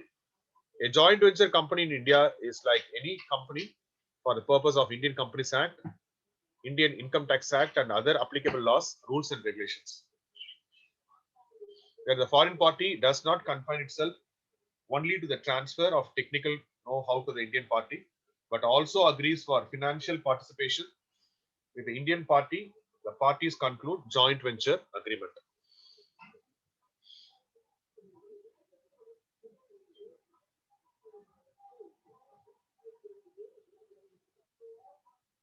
Joint venture is a business preparation in which more than two organizations or parties share the ownership, expense, return of investments, profit, governance, etc. To gain a positive synergy from their competitors, various organizations expand either by infusing more capital or by the medium of joint venture with the organization.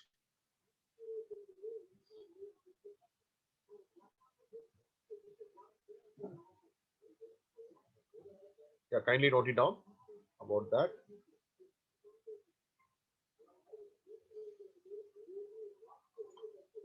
Joint ventures can be with a company of same industry or can be of some other industry.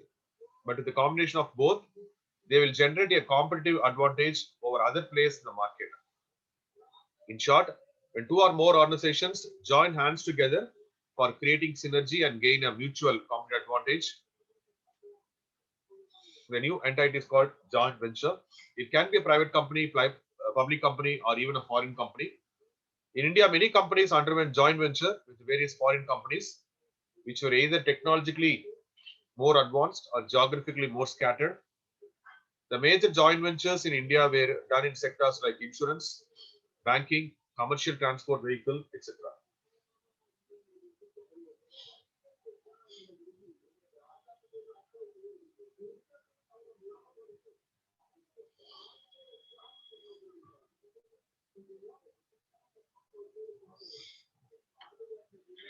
Possibilities of joint venture. A joint venture can be very flexible, which can be context to the requirements of the organization. The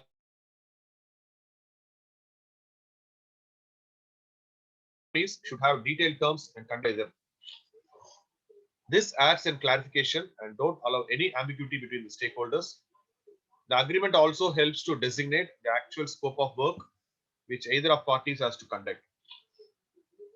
Two organizations of different countries can also undergo a joint venture to conduct a business.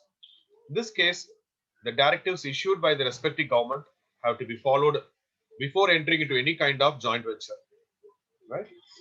These norms help the governments to keep a check on the activities of the organizations and ensure a legal activity is conducted by the organization in joint venture. Characteristics of joint venture: it creates synergy. A joint venture is entered between two or more parties to extract the qualities of each other.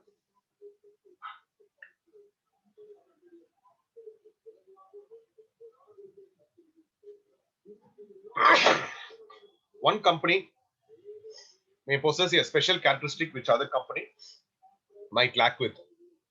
Similarly, the other company has some advantage which another company cannot achieve. So these two companies can enter into joint venture to generate synergies between them for a greater good. These companies can work on economies of large scale to give cost advantage. Okay.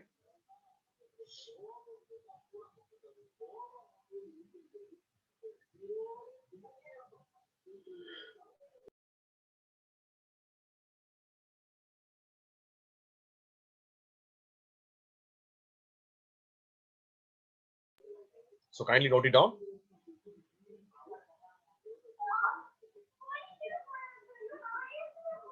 Next one, risk and rewards can be shared. In a typical joint venture agreement between two or more organizations, maybe of the same country or different countries, there are many diversifications in culture, technology, geographical advantage and disadvantage, target audience, and many more factors to overcome. So the risk and rewards pertaining to activity for which the joint venture is agreed upon, shared between the parties, right? Next one, no separate laws. In joint venture, there is no separate governing body which regulates the activities of the joint venture. Once they are into corporate structure, then the Ministry of Corporate Affairs, in association with the Register of Companies, keep on check on companies. Okay. There is no separate law.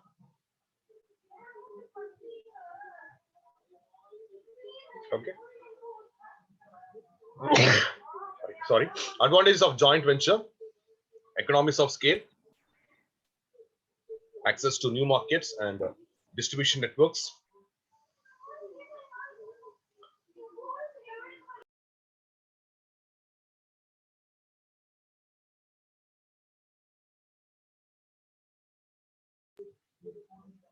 innovation, low cost of production,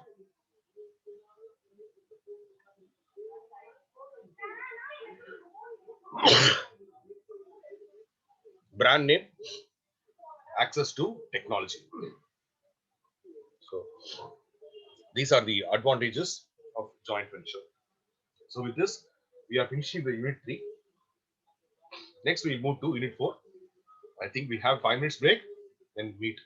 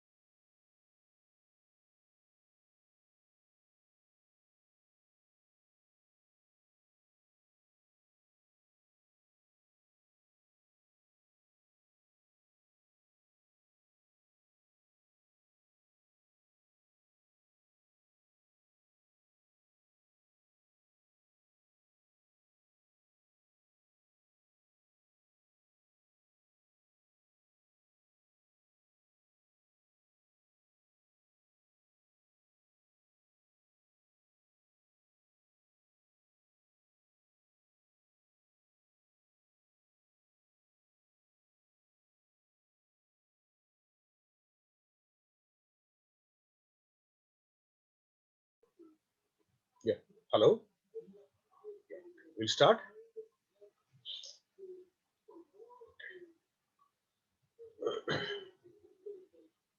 So we are finished the unit 3. Now we'll move to unit 4, WTO, World Trade Organizations.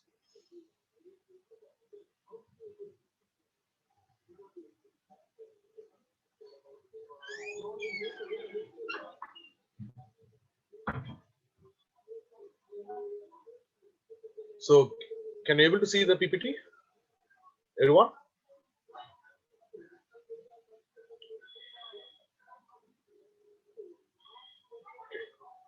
So World Trade Organization, WTO,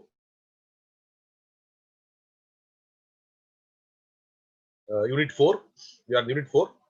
The WTO is member driven with the decisions taken by general agreement among all member of the governments and details the rules of trade between nations at a global or near global level.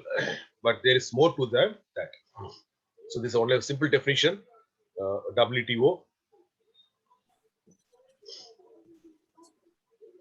They deal with agriculture, textiles, clothing, banking, telecommunications, government purchases, industrial standards and product safety, food sanitation regulations, intellectual property, and much more. The WTO agreements are lengthy and complex because they are legal text covering a wide range of activities. See this WTO, the beginning and history. The World Trade Organization came into picture, came into force on January 1st, 1995. It was the outcome of the lengthy 1986 to 94 Uruguay round of GATT negotiations. The WTO was an extension of GATT. People know that it extended GATT into two major ways. First, GATT became only one of the three major trade agreements. They went into WTO. The other two being the General Agreement of Trade Services and the Agreement on Trade Related Aspects of Intellectual Property Rights, GATS and TRIPS. Second, the WTO was put on a much sounder institutional footing than GATT. With GATT, the support services that helped maintain the agreement had come into being in an ad hoc manner as the need arose. The WTO, by contrast, is a fully fledged institution. GATT also was at least formally only an agreement between contracting parties and no independent existence of its own while the WTO is a recognized body recognized under international law. So this is the importance of WTO and between the GATT. Fact file of WTO.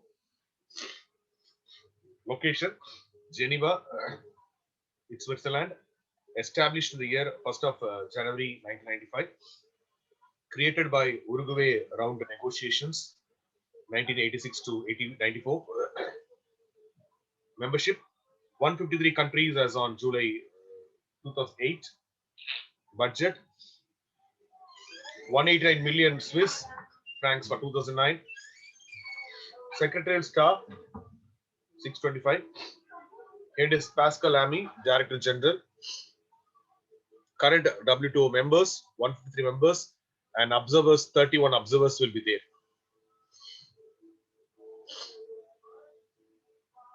Why WTO? Maybe if you ask question also. To arrange the implementation, administration and operations of multilateral involving three or more participants and plurilateral trade agreements, power which shared between different countries. So multilateral, plurilateral, to arrange the forum for deliberation for the member nations in regard to their multilateral relations in issues deal with the under the agreements, to provide a framework for implementing of the results arising out of the deliberations which taken place at ministerial conference level.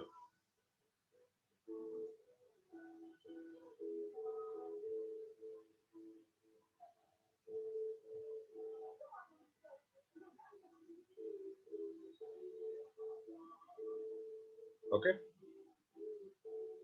to manage the created understanding on rules and procedure governing the settlement of disputes, to manage effectively and efficiently the trade policy review mechanism. It's called a TRIM, to create more together relationship with all nations in respect of global economic policy making.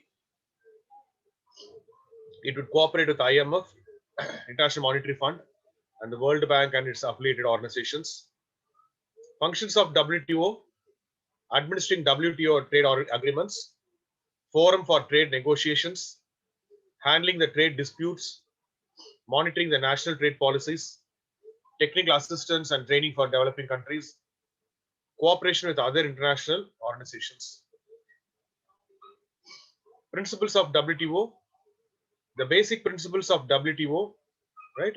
Trade without discrimination, most favored nation, right?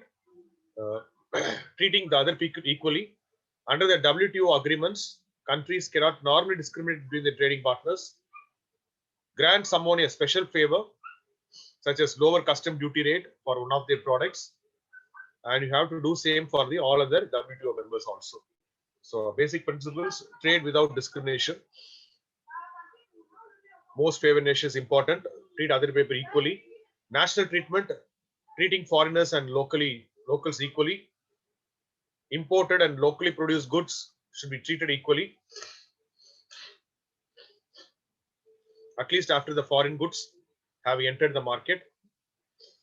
The same should apply to foreign and domestic services and to foreign and local trademarks, copyrights and patents. Freer trade, gradually through negotiation, lowering trade barriers is one of the most obvious means of encouraging trade.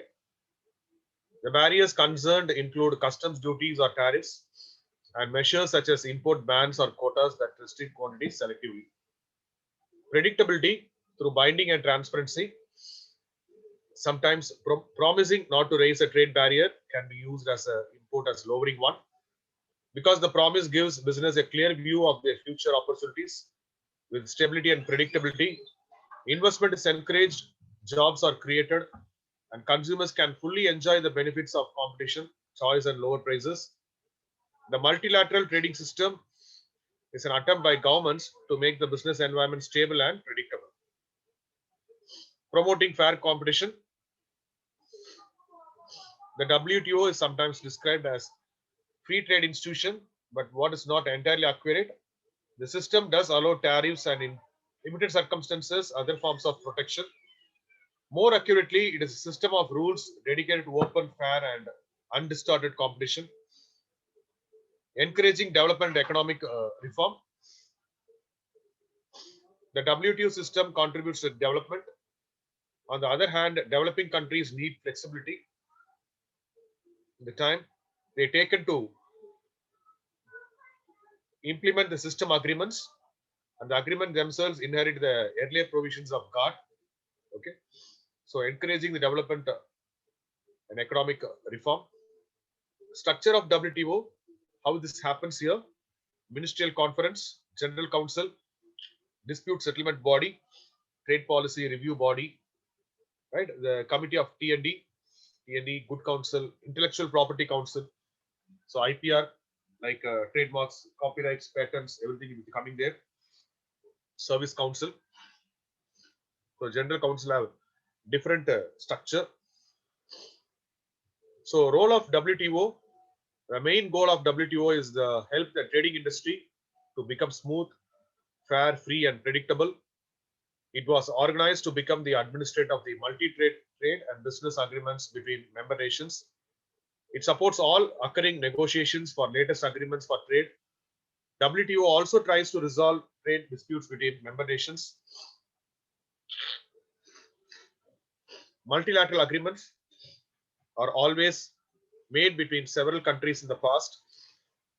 Because of this, such agreements become very difficult to negotiate, but are so powerful and influential. Once all the parties agree and sign the multilateral agreement, WTO acts as an administrator. If there are unfair trade practices or dumping and there's a complaint filed, the staff of WTO are expected to investigate and check if there are violations based on multilateral agreements. So, role of TRIPS and TRIMS of WTO. TRIM, Agreement on Trade Related Investment Measures. TRIM refers to certain conditions or restrictions imposed by a government in respect of foreign investment in the country. The agreement on TRIM provides that no contracting party shall apply any TRIM which is inconsistent with the WTO articles.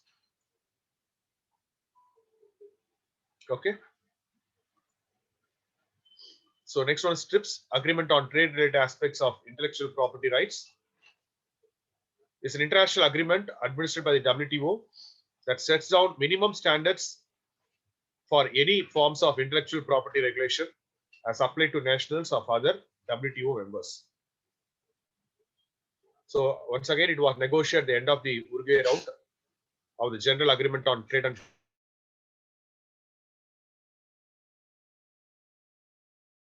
'94, including rights for performance, producers of sound recordings and broadcasting organizations, geographical indications,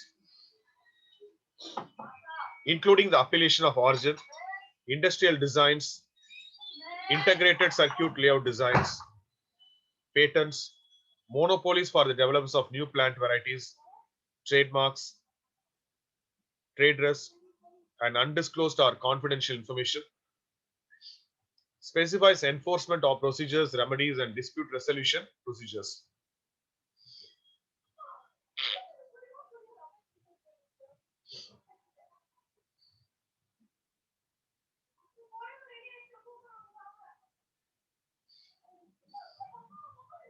The relevance of WTO.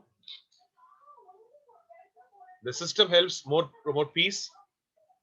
The system allows disputes to handle constructively. A system based on rules rather than power makes life easier for all. Freer trade cuts the cost of living. It gives consumers more choice and a broader range of qualities to choose from. Trade raises incomes. Trade stimulates economic growth, and that can be good news for employment. The basic principles make the system economically more efficient and they cut cost. Okay. The agreements. The WTO is rule based. Its rules are negotiated agreements, a navigational guide, plurilateral agreement, further changes on the horizon, the Doha agenda, which happened like that. Some of the agreements of WTO, tariffs, more bindings and closer to zero. The agricultural agreement, new rules and commitments. Textiles, it's back in the mainstream.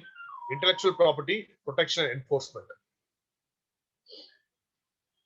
The agreement covers 5 broad issues: how basic principles of the trading system and other intellectual property agreements should be applied, how to give adequate protection to intellectual property rights,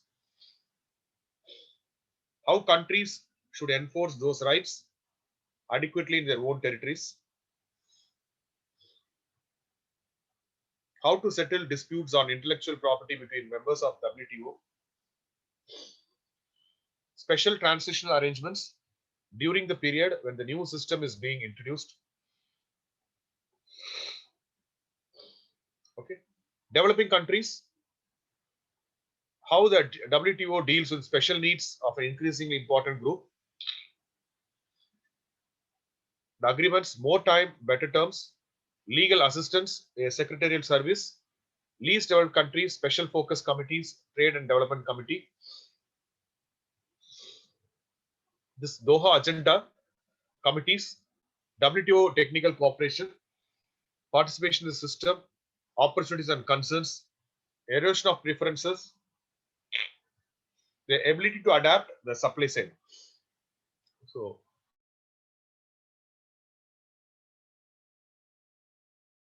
things. in 2010 after December 2009 WTO reports. Why was the trade decline so large? Trade prospects for 2010. So these are the some Lamy calls for addressing the macroeconomic imbalances. 32 WTO members like anti-dumping nations during first half of 2010. Transparency mechanism for preferential trade arrangements set for approval. Market access for LDC, trade agreements between developing countries, right? Trade policy reviews, ensuring the transparency, overseeing the national trade policy, the TPRM, and etc. Okay.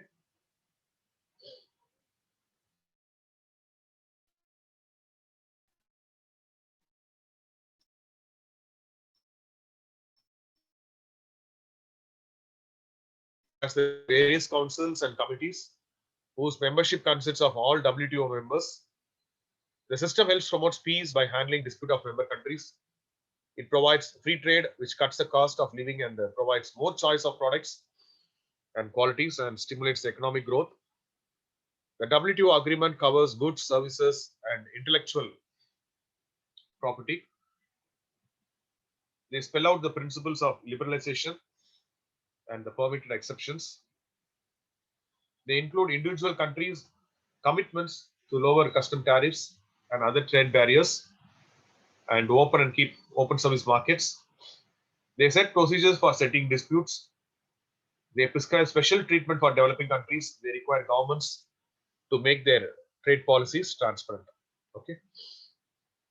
WTO deals with special needs for developing countries, as 2/3 of WTO members are developing countries, and they play an increasingly important and active role in the WTO because of their members, because they're becoming more important in global economy, and because they're increasingly look to trade as a vital tool in their development efforts. So this is about the overall view of the WTO and Unit 4 also. Okay, right. So we completed that also. The importance of WTO in this international business management. Next one, I will move to the last unit in this international business management.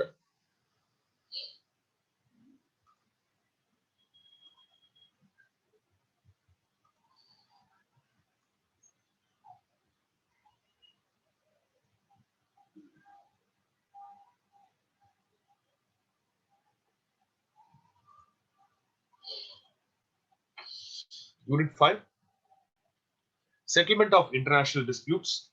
One of the topic here, how this international disputes happened. Okay. So this is Unit 5, kindly note it down, settlement of international disputes.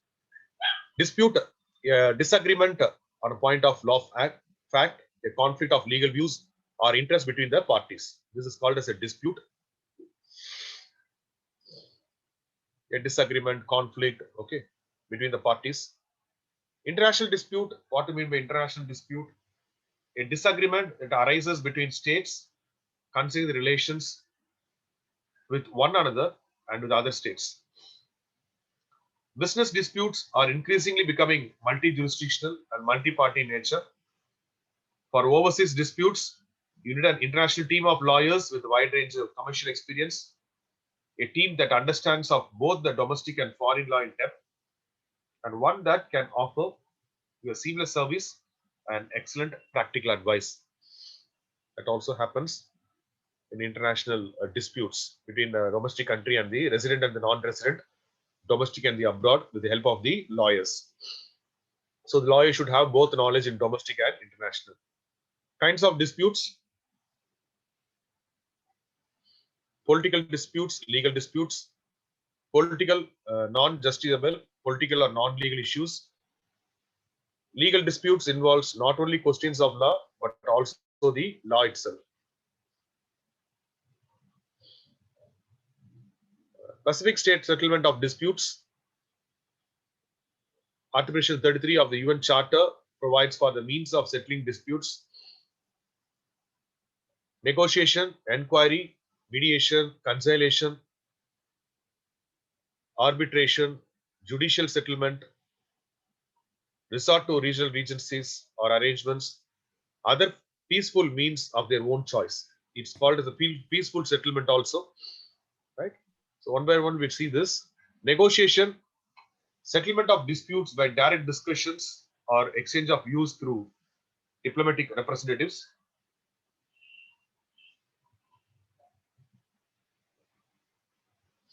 Inquiry, assessment of pertinent facts and issues in a dispute, use of defective fact-finding bodies in accordance of Article 33 of the Charter.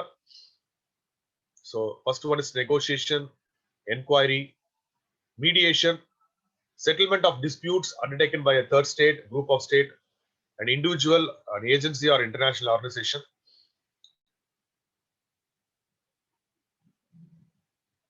Offers concrete proposals for the statement of substantiated questions. Conciliation, the process of adjusting or settling disputes in a friendly manner through extrajudicial means. Conciliation means bringing two opposing sides together to reach a compromise in an attempt to avoid taking a case to trial.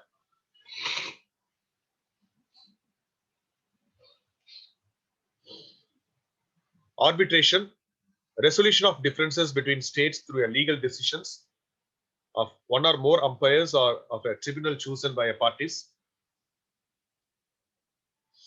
Resort to regional agencies or arrangements.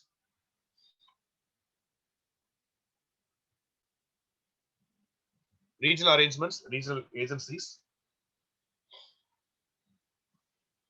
Regional arrangements, arrangements under which states of region undertake to regulate their relations with respect to the question of the settlement of disputes.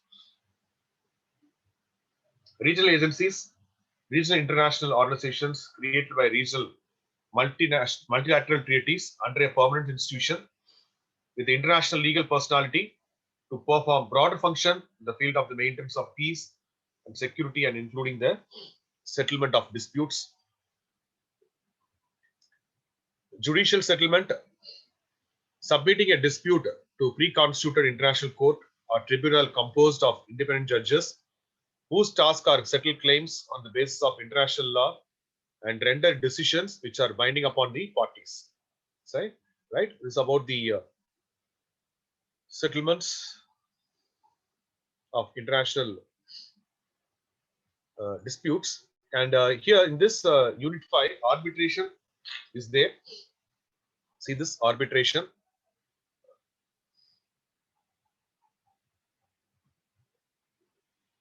Yeah, arbitration is kind of plays an important role in your syllabus also. So we'll discuss an arbitration somewhat detailed. Then we'll finish up the syllabus, right? I'll share one more slide for you people that is relates with the arbitration.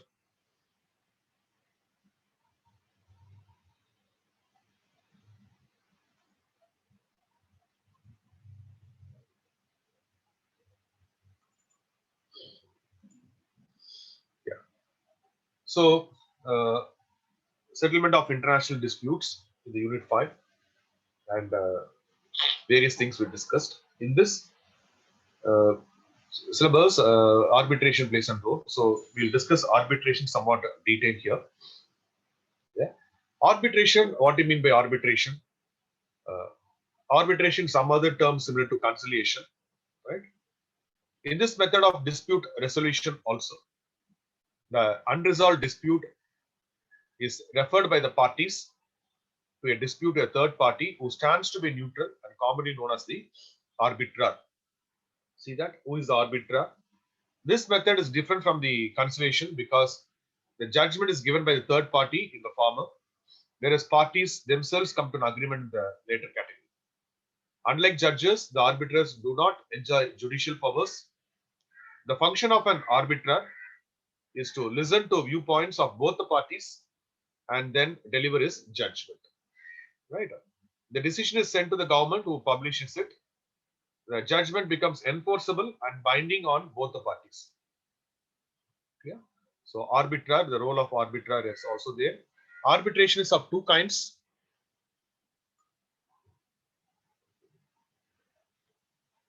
voluntary arbitration, right? It includes those situations, what do you mean voluntary, where the two parties to a dispute mutually agree to refer their matter to a third party. One drawback of this method of arbitration is that judgment would not necessarily become binding on both the parties. In India, there are a lot of factors that work against the successful working of voluntary arbitration, such as legal obstacles, limited availability of trained arbitrats, scarcity in the amount of confidence in the eyes of general public, complicated procedures, lack of appellate procedure, in case of non-satisfaction of the award, absence of recognized unions which could bind the workers. According to Section 10A of the Industrial Dispute Act 1947, in cases where the conciliation process fails, then it is advised that the parties opt for voluntary arbitration. Yes, that is the role of the voluntary arbitration. Next was compulsory arbitration. In cases where the government instructs the two parties to opt for the process of arbitration, the judgment produced by the arbiter is binding on both the parties. The disputes which are resolved by way of arbitration have certain advantages, such as ensure that two parties they have faith in each other. The process is informal and flexible in nature. Arbitration provides justice at minimum cost and time. Lastly, mutual consent leading to building of trust and healthy relations between the two parties. So these are two types, voluntary and compulsory arbitration. Next one is arbitration agreements. If the parties to a dispute agree, the dispute is referred to an arbiter. So they can make a written agreement for it. The parties need to enter into arbitration agreement in the prescribed form. Name of the arbiter to whom the matter will be referred to should be specified, and a copy of such an agreement must be sent to appropriate government, which shall then be published in official gazette. Reference to more than one arbiter can be made. In such case, each arbiter needs to act on individual basis. Moreover, in order to make a reference of dispute to the arbiter, it is necessary that the dispute in question to be an industrial one. Otherwise, the reference could seize the competent. In cases where the dispute is referred to an arbiter under Section 10A, it cannot be further referred to a tribunal or court for jurisdiction. Section 11 states that arbiter can proceed with the arbitration process with his own procedure as he may think fit, provided that such procedure is not against the principles of natural justice. The industrial dispute referred to an arbiter can be investigated and adjudicated as per the arbitration agreement and should be published by the government. The arbitration referred to under Section 10 shall not be affected by any of the provisions of the Arbitration Act 1940. Okay. Binding value of arbitration award. According to Section 18 of the Industrial Dispute Act 1947, the arbitration award becomes binding force. It is enforceable on those parties who refer the disputes to the arbiter. An arbitration award whose notification has been issued under Section 10A shall be binding on the parties to dispute. A settlement within the meaning of Section 18.3 is binding on both the parties and continues to remain in force unless the same is altered by another settlement. So the binding value of arbitration award, right? So arbitration agreements, arbitration award is very important in the case of the settlement of the international disputes. Right? So with this, we are finishing the unit 5 also and completed the syllabus. Right? I think you have the better idea about the international business management. Right? I think we will stop this session. Right? Thank you. Take care. Bye.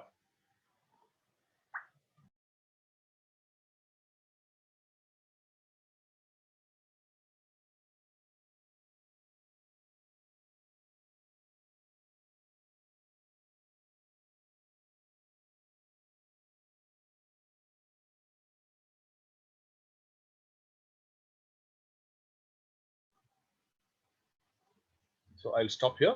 Right. Take care. All the best. Thank you. Thank you, sir. Thank you.